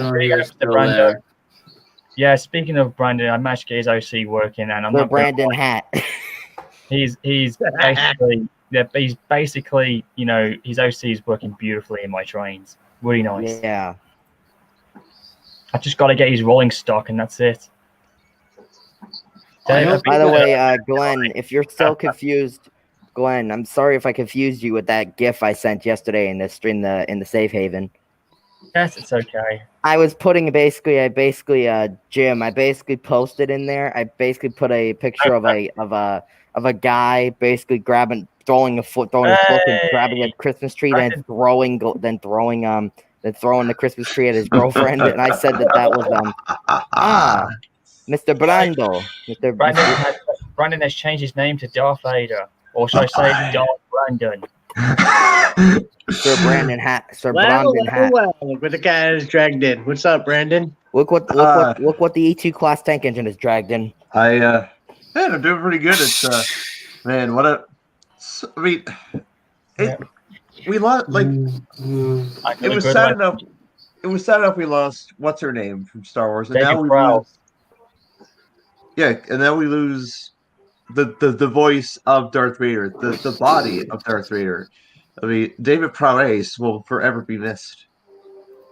And not to mention, like I said, David. Yes, Brandon. Like I said, and you may have noticed in the stream and the chat, Anthony's contacted me, and it looks like he's kind of seen his senses. I guess he kind of bounced back, and now I'm forgiving him, man. This is great. Oh yeah, I noticed about it, Anthony. I'm shocked. I guess someone had a word with him. I guess. Anyways, back to what we were saying about the. Because I'm playing a couple of videos here, and then I'll end the stream after that. And speaking of, before I forget, Glenn, Brandon finally uploaded my video. I saw it, and I did watch it, and all I had to say. When was that? When was that? Yesterday. Yeah, yesterday. Creepypasta reading. My creepypasta reading that I had recorded 2 weeks ago. I've seen him upload it, but I never watched it. You should, because no spoilers. yours truly is the one who voiced it. For his hatred to compound more and more each blow as the Emperor continually commanded him, use your aggressive feelings. Let the hate flow through you. And ultimately Let being the hate flow through you. forced to turn or die. Or what what I'm I'm more inclined to inclined believe to would believe happen. is that Vader would Disconnect disable him. Luke in some way, such as cutting his fighting hand off again, or force pushing him to the corner and deactivating his lightsaber, turning to the Emperor and kneeling, having secured his position as the apprentice in this test. Palpatine would then walk towards Luke as he originally had, and would give him the ultimatum to join or die.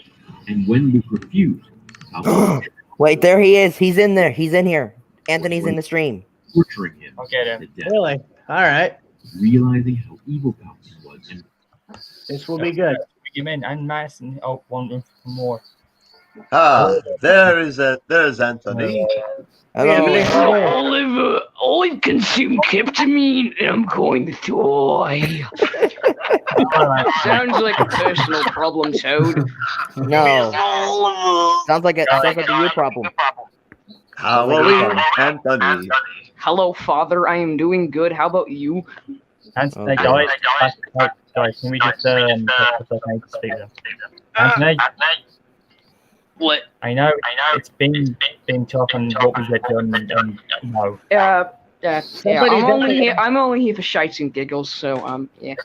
Fine, look, man, look. What I want to let you know is that all the issues surrounding my situation have mostly been Okay. sorted. One thing I will ask Mr. Kane, Mr. Candy Kane, one thing I will ask is that, have you been getting any backlash lately, just out of curiosity? No, not the backlash you think, no. I've sorted it That's out, a surprise. and it's done. I just want you, I've won some fantastic, but because of what you and I had to go through, apparently, what led to I was very heartbroken what happened afterwards, you know, so I had to do what I had to do. I can understand, but one thing I will say, Glenn, flipping me off just because I was blocking you was kind of a dick move, not gonna No, lie. it wasn't that, it's because I wasn't going to tolerate being, you know, because I was hurting about things. You know, Right. well, I'm blocking for that. But listen, I'm just Alright, that- Mason, be patient. we don't want to Alright, right, so Right. look, on this day 4, I forgive you, man. Okay, but one thing I will do though is that I don't want to exactly be friends with you because that's just gonna get me attacked again. But what I will do is I'm just going to watch you, make sure you don't do anything stupid again. I'm not doing Okay. anything stupid. It's I the know, other Don't worry, Anthony. We've got that. We got that. Anthony, look, Anthony, we don't realise that I've spoken to those who have actually disliked me, some have come back to me. So I am actually winning back some respect. And the good news All right. I guess I'll take your word for it. Just don't say I didn't warn you. Look, Anthony. We got him. We got him. I'm sure you know, Alright, just Anthony. make sure you're doing the right thing, Glenn. We don't. That's what we're doing, Anthony. That's what I've been doing. I've been Alright, keeping them in good terms. All right, sorry, I didn't mean to cause a disruption. It's okay, Anthony. It's We okay. will be doing it. We've been I've spoken to Brandon, I've spoken to DJ as well, and guys, forgive me, but I've spoken to I spoke to Alpha about this too, and we kind of buried the hatchet slightly, and we're trying to slowly. Wait. You mean Galaxy Afro? Does he forgive you or something? Well, not that. It's just, No, not exactly. but we are talking, and we are pulling this out, and it has to be up to a good term. That's all I can tell you. Mr. King fan, I've consumed ketamine and I'm going to die. I know, Yeah. that was just came out of context. Yes. Yeah. But It was still, referencing a new video I'm working on. Oh, okay. that's good. Anyways, welcome to the Darth Vader Memorial Show. Because we lost David Prowse. Yes, Rip Darth Vader. I am sad boy hours. It is. Hey, NWR guy forcing fire. Don't say that, man. Let's not talk about politicking. That's forbidden. Anyways, back to where we were. finally coming to terms with all the manipulation he had poisoned. Hey, I have a Anthony. question. Yeah. What's up, Anthony? Okay, this is a bit out of context, but can I see the PP word? I think you're already good. Oh, okay. Hey, Anthony, Yes. how you been? I'm good. You? Oh I'm god. alright. All right, that's good. Everything's been good, yeah. 90s into Wait. Hold up.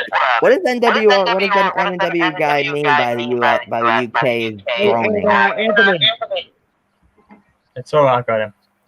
Anthony, I think he's definitely. So I think he's watching the stream and That's because I guess I'll just switch to my PC real quick. Yeah, because it is a very bad echo. yeah, because Guys, it was hurting my ears. I don't believe what I'm seeing. I don't believe it. I'm still like I told him though. That's what I said. I have been keeping an eye on. That's what I've been doing. I haven't just.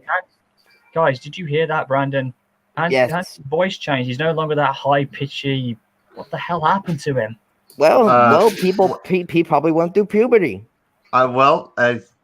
Anthony's probably matured. I mean, he's. Did all I someone will- speak to him? Did someone get back to him? Who all I told him will- to get back to me?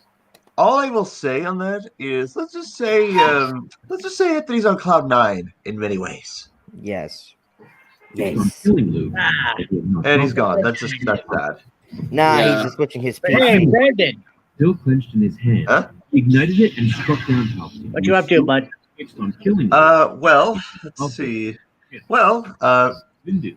my first ever song cover will be at the very end of the year, The Emperor would fall to the floor. which Vader would grab Luke and bring is him from the Sonar Express. to him.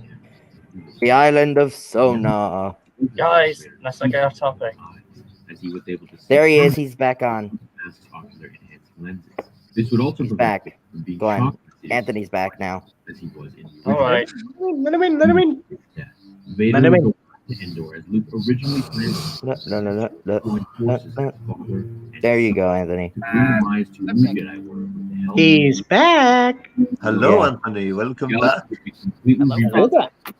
Hello, Now sir. your microphone's a little quiet. A lot better now. In any case, like I I'm on said, my PC and I have an internal mic. Oh, Oh, okay. by the way, Anthony, I was going to say your icon looks pretty cool. I take it that's a new OC. No, this is my shadow form.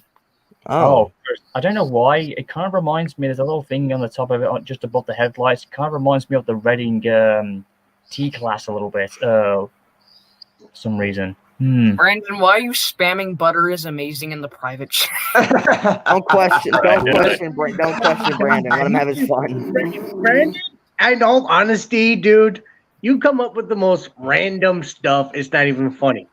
Let's just let Brandon have his fun. I am always a meme-full lad. I mean, That explains it. I mean, Anthony's gone as far as making like my facial expressions as a meme. Like it's hilarious. Yes, I even. Oh yeah. Speaking of which, Brandon, in bot commands in my server, I edited that one GIF I made of your faces, and oh god. Yeah, I saw that. Oh, hey, I didn't see that. I gotta. Okay, hold on. Let me see if I can go find it. Hold on. Hold Guys, on. Wait. We're not gonna go too off topic. Like I hold on. said, Yeah, we're I nearing know. the end of the stream. We're nearing the end now, but Brandon's popped in very late, and I was thinking maybe, what were your thoughts when have you ever seen Star Wars? You did watch it, right? Oh, I think he has. Oh yes, I've watched a couple of. Let's see. I I've think watched, everyone here has watched Star Wars. I've watched Yeah. a bit. Let's see. I watched the Clone Wars. I remember that's pretty good. I've watched Revenge of the Sith. I've seen The Last Jedi. I saw the most recent one, which not the end of the world, but still. Yeah. Uh, But Brandon, here's the biggest question I'd like to ask you about, since we're commemorating Darth Vader and of course remembering his actor David Prowse. I just want to ask you this, like I've asked a few times in the stream. What was your first impression about Darth Vader, and of course, what has his character left as an impact on your life, and what do you mostly remember him from your perspective? Well, I mean, I think he's a very classic character, very iconic, because the thing is about Darth Vader, he's one of those villains that, he's more about like. There are times where he is the antagonist, where he is bloodthirsty, but there's also times where he's also the anti-hero when it's revealed that, oh, he's the father to Luke Skywalker and whatnot. And it's just, his sacrifice to save the Death Star was just one of the most emotional moments in Star Wars history. Now, don't get me wrong, like there's been the Star Wars Transformers out there, like where Darth Vader is Unicron. It's just Darth Vader is quite a character, and an alliance with like someone like Megatron, or even a character like as sinister as cunning as 87546, or should I say Alfred, for example. Like he's another character that can. It's just quite a character. Like I would highly like. He follows Darth Vader sets the standard in terms of, quality character. No offense to Megatron, but like I said, Darth Vader is, he's. It's either he uses the Force or chooses the Force, because, oh boy, he's quite amazing. And R.I.P. Glenn actually owns a PlayStation 4 and 5 in his home. I have seen them. I actually have a PlayStation 1, 2, and 3. That's how far. What do you think? I've got my new. Hold on. Oh dear! I just found something Anthony. on Twitter. Oh dear, what's that? I found a parody account of Glenn. Oh, Hey, there's all kinds of them. There's all kinds of them. They're all over the place. Just no drama, please, Anthony. Please, I'm no drama. I'm just saying. I just think I need to mention that. Okay, Yeah. we'll just by all means block it. It's Anthony, the one you're saying is the one that you got is the one that Renee's Productions did of me many years ago. That's the one you're looking at, aren't you? I think so. Yeah, that one's blocked out, man. Don't go with that. I called him out on that, and he has admitted to shame. And well, he paid the price. Oh, Hey, okay. Anthony. Yeah. You want to know something interesting? Before we If you wanna keep a mask on when you're drinking, just do this. Yes. I know how to do that. Well, actually, why don't we just, instead of doing that, how about we just drink regardless, mask or no mask? Yeah. Yeah, gladly. I Just mind go. having a beer with you guys sometime. That's another I ain't thing. drinking no beer anyway. What, Stone Cold I was 316? mainly talking to Brendan. Stone Cold 316. By the way, Anthony, I know this is the first time we've spoken in a while, but just to clarify on this, like, I know you may not have watched Star Wars like us older fans have done. I mean, I've seen some of the movies, not all of them though. I mean, Which ones have you seen, Anthony? That's the question. Which ones have you seen? I watched the first three movies, like What was it? 1, 2, and 3. and then the prequel movies. I watched those, and I believe I watched Rise. I think it was The Force Awakens or something. I remember watching that. So I don't know what other ones I watched. The So I first can't three remember. you saw, Anthony, were 4, 5, and 6. That's the original trilogy. The 1, 2, and 3 are the prequels, and then the ones that have been made recently are supposedly the sequels. Which apparently might get rebooted after us because by George Lucas himself. Been reported though, yeah, and who knows what will happen? Maybe Vader himself might get a background ghost appearance. But anyways, besides that, Anthony, we're going to end this very, very shortly, about 5 to 10 minutes or so. But yeah, just want to give you a quick thought about this, Anthony. How much did Star Wars mean to you? I mean, it's not like all life thing or whatever. It's just like how would it mean to you as a fan of it? And of course, the character of Darth Vader, who was one of the original antagonist guys, and who we are cremating today in his memory because of David Prowse's passing. What has he meant to you in your life? And of course, anything you particularly remembered the most that had an effect on your life as him as a character, especially as a bad guy, but was also a good guy in the progress at the same time. Like what's your general thoughts on? So my general thoughts on Mr. Vader. Yeah, Mr. Vader. Yeah, I guess he's a cool cool guy. I don't know. I don't really know because I can't remember that much about Darth Vader other than he's Luke's father. That's all I know. Oh, Well, That's the by main the thing way- that stuck out to me anyway. that's by fine. the way, Glenn. It's all right. Yes, Mr. So, Trainlord. what do you guys think of my hat that I have on? Not Oh, too I shabby. just noticed the bendy hat epic. Ah, yes. Yeah, look on the So- bottom of it. Who's Who's laughing now? No, Here's my Yeah. reaction to it. I got this from yeah. a friend my friend Jacob. He's a pretty big Bendy fan. He gave this to me, and Okay. I'm going to share my screen because I'm bored. Might as well. Okay. Hey, by the way, Anthony, I also wanted to clarify as well. I've made Hey, contact Brendan, now you with some of my friends You again. showed your face. Me. Me and Ariel and Boy. Mr. Ortez are back together. Well, we're trying to become more civil now. You won't believe this as well, but this is true. Even some of the older guys from the old Railway Sonar, whatever it was called. Damn it, not Sonar. I mean Sonar thing. Geo is still with me. Chris is still in contact. She found out about what happened, and she just hopes for the best. But who knows what will happen now? She'll be very thankful to know back was talking again. But I've also, James, the guy who loves Rosie, and he's an A4 OC character. Well, he's back with me now for nearly a whole year, and we're on good terms. It was his choice, and he wanted to become friends with me again. He opened up to me, and since then we've been on a blast like we didn't leave each other, and it's been amazing. And I've regained new friends, and newer fans, and I've gone back to work on my stuff that I did so well on, and of course, Anthony, my CSW routes, my branch one has become so good. I've gotten so better. Brandon, are you trying to copy what freaking Glenn's saying? Yeah. Right, wait, Brandon, were you trying to lip synchronize with me then, you ginger Jesus? Yeah. Yep. Okay. No, yep. We call him. Yep. Brendan, no, I got another nickname from Brendan. Goat face. Nah, he's ginger. He's the ginger messiah. No, he's Brandon, ginger stop goat face. it, man.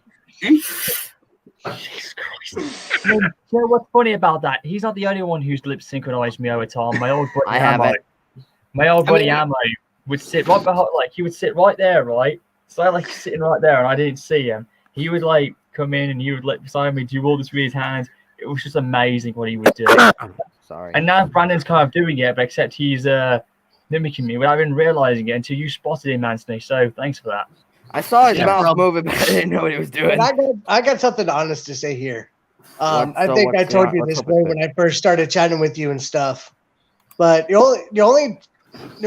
only way I found out about you is when Miss Oliver and Blossom was discontinuing the Moab channel.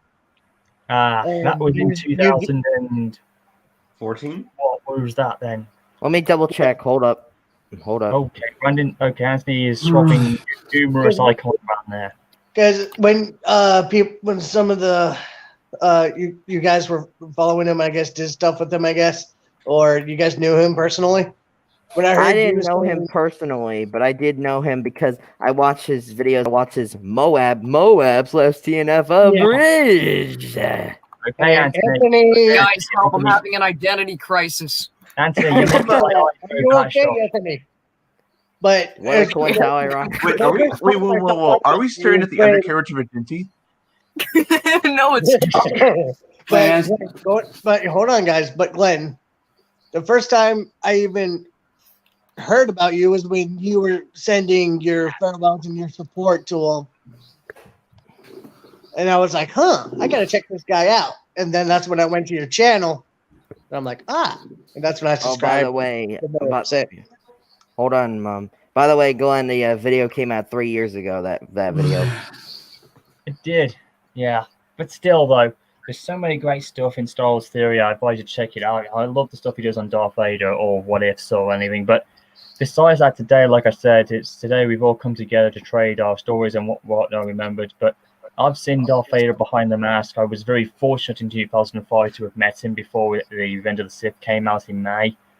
And I mean, even now, it still holds up. I mean, my views on Star Wars have changed a bit because I got more understandable, and because I love what the fanfics do, and I love what Star Wars theory does, but I learn a bit more afterwards. And it's made me fall in love with the franchise more than ever, and more connected to Vader than ever.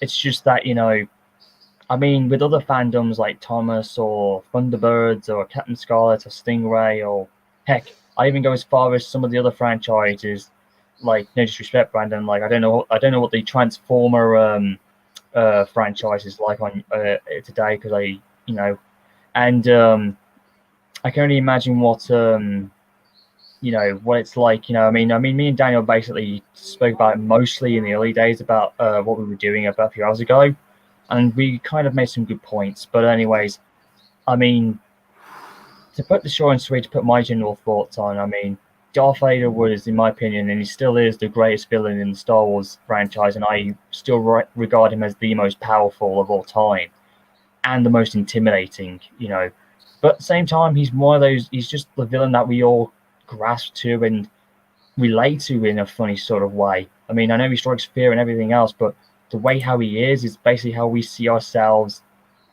as people in a way. But actually, to put it in blunt, I think Star Wars universe is almost the alternative way that we fans have always lived our lives. I mean, it's crazy to think back in the early days of how invested we were back then, where nowadays we kind of feel like we believe it's there, but at the same time, this new generation that we were speaking about can't grasp the way that we guys did back in the day, understand for what it is. I mean, I know the new Disney. I believe it's our responsibility to help the younger generation understand the full Star Wars concept. Yeah. I mean, and the actors and the actresses behind it. So I mean, I feel like, because we grew up on the original trilogy, we grew up on the prequels, and it's like I strongly believe we can help the younger generation understand Star Wars fully. Oh, I mean, I know that, and don't get me wrong, I know Disney messed up Star Wars big time for the last 5 years, but I do like the idea. I'm not even. That's why I didn't even bring that up, because. But I will say this though, I do respect what they're trying to say in the new canon about the lightsabers and new things that the original couldn't tell us, which is really, really good. So I'm kind of like, I hate to say it, I'm kind of 50-50 for what they're doing, but my biggest issue is that they should tell the story as it was meant to be around. Just try and stick to the original concept and try and not make, I mean, look at what they're doing with Darth Vader's canon. I mean, look at what they're doing. Look at what they've done to his canon right from the beginning when he was in the suit, and they were covering his life as Darth Vader. That leads all the way up to where Brandon, stop synchronizing with me. Anyways, I was going to say it brings Darth Vader to where we will be in episode 6. And I like where they're going with this, because this makes them understand the character even more. So that's just an idea of what they're doing. So Marvel and the comics are really doing a good job. Yeah. With Vader's characters recently, and more invested as ever. But at the same time, the movies are completely different. Merchandising has never changed. It's just that it's just like I said. The only way that we're going to get through that is if they do a nice soft reboot of episodes 7 and 8 and 9, and possibly do some more standalone films, and possibly try and do that with Darth Vader, and try and do that in David Prowse's memory, because they did episode 8 and I think episode 9 as well in memory of Carrie Fisher as well. So they should do that to some of the actors as well. David Prowse deserves to have his legacy remembered, because because without him, we wouldn't have had the iconic Darth Vader that we all fell in love with. Even way back in the 70s, the 80s, and even before anyone else was born. You know what I'm saying? Yeah. Anthony Anyways, I'm gonna head out, you guys. So I was planning on going to. Yeah, so I'm going to end now at this point. So thank you guys for tuning in, and Daniel, can you give me your final thoughts before I let you go? And we're gonna do our intros, correct? My final thoughts. Yeah, your final thoughts, and I'll let you go. We'll do this one by one. My final thoughts are basically this. I enjoyed every single Star Wars movie. Even the action aspect of the sequels I liked, but to me, honestly, if it wasn't for Mark Hamill, Carrie Fisher, and what's his last name again? Oh, David Prowse. David Prowse. Yeah. If it wasn't for them and George Lucas bringing them the idea, I don't think Star Wars would have gotten as popular as it did. Okay. I And mean, your final thoughts on Darth Vader, aka David Prowse, the original actor? My final thoughts on that is he lived a good life. He lived life to the fullest. I highly respect him. And when he played Darth Vader, that was, like I said earlier before we started letting everybody come into the stream, was that I can relate in some aspects of what I've gone through in my life. The good and the bad, the light and the dark. So All right then, Daniel. You've given your thoughts, and I'll let you go. Thank you for coming on, Daniel. It was no nice. problem. And Thank I'm going to be saying this real quick. On the behalf of me appearing in Brandon's series here soon, this is Daniel, the Express Engine, signing off. Take care, guys. Take care, lads. Okay, Train Lover, it's your turn. Yes. Hey, don't say that in my streams, remember? Deal. Anyways, your final thoughts on this before I let you travel off into the sunset. Well, in my opinion, I think the stream was good. I think it's good that you came back on streaming finally. Hold on, Anthony. Anyway, pretty much per se is that I just think that Like, give me your final thoughts on. Yeah, that's what I'm doing. Okay. I just think that it was a good stream. Great to finally see Anthony return. Finally, I never thought I'd see the day. And Me too. That was shocking. Yeah, good seeing you on one of our streams for the first time, Jim. Yeah. And so yeah, now I remember who you are now, Jim. I thought it was somebody else. Jeez. yeah, but in anyway, from all of us here in Florida, this is Train Lover 123 # Trains Rock signing off. Adios, amigos. Okay, Jedi Jim, it's your turn, mate. Now give me your final thoughts on the whole Star Wars thing and Darth Vader himself and the legacy that David Prowse gave to us all, you know. All I can say is David left a really good legacy as Darth Vader. He made lots of people like him a lot for his acting and being a true Jedi villain for everyone to enjoy. And even though he might be gone from existence, his legacy will live on in Darth Vader. Actually, he became one with the Force, finally. Yes. As many guys on social media saying he didn't die, he became one with it. Yep. Yeah, but Darth Vader still lives on, right? You know, I mean, the character still lives. So technically, Vader has never left us. Yes. So, yeah. And, anyways, then, Jim, thanks for popping in for the first stream with me on my return. And, catch you in no time, mate. Thanks for popping on. And stay safe. I will.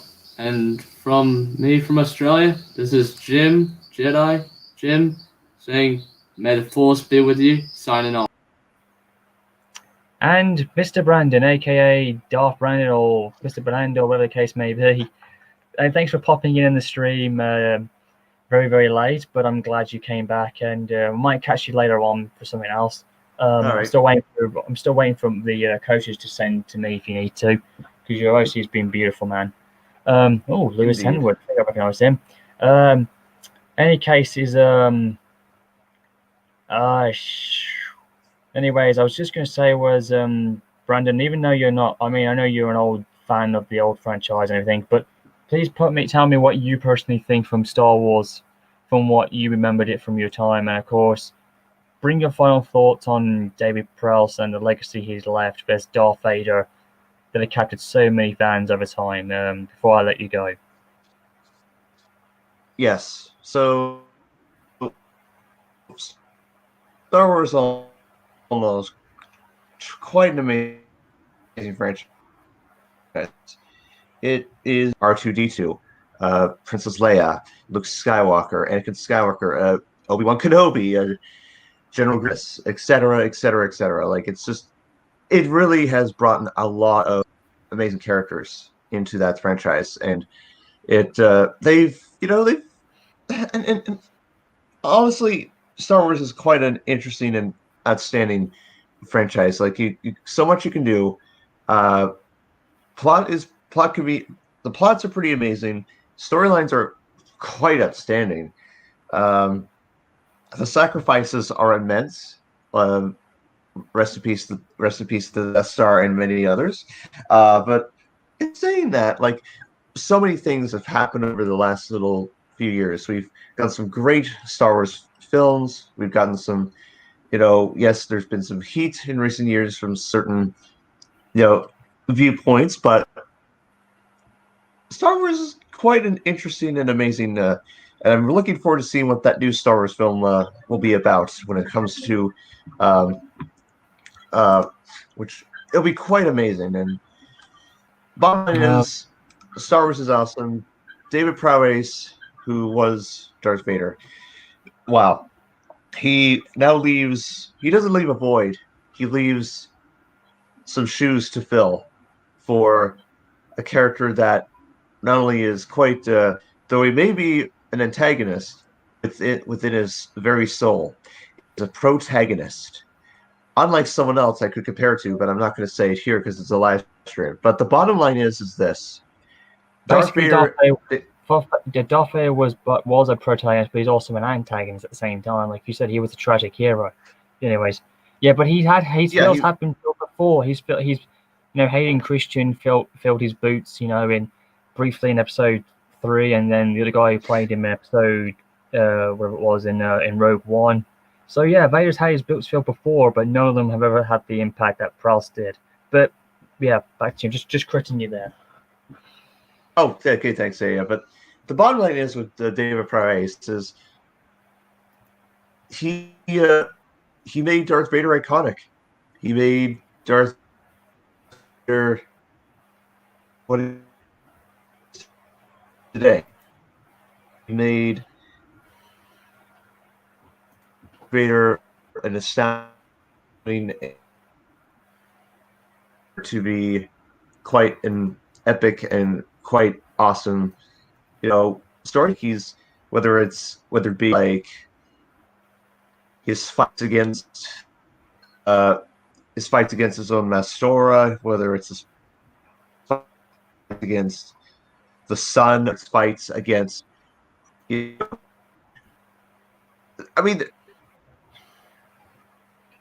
Okay, Brandon, I think you've lost contact there a bit, mate. Your signal's acting up. I'm going to have to cut you off there. I'm very sorry.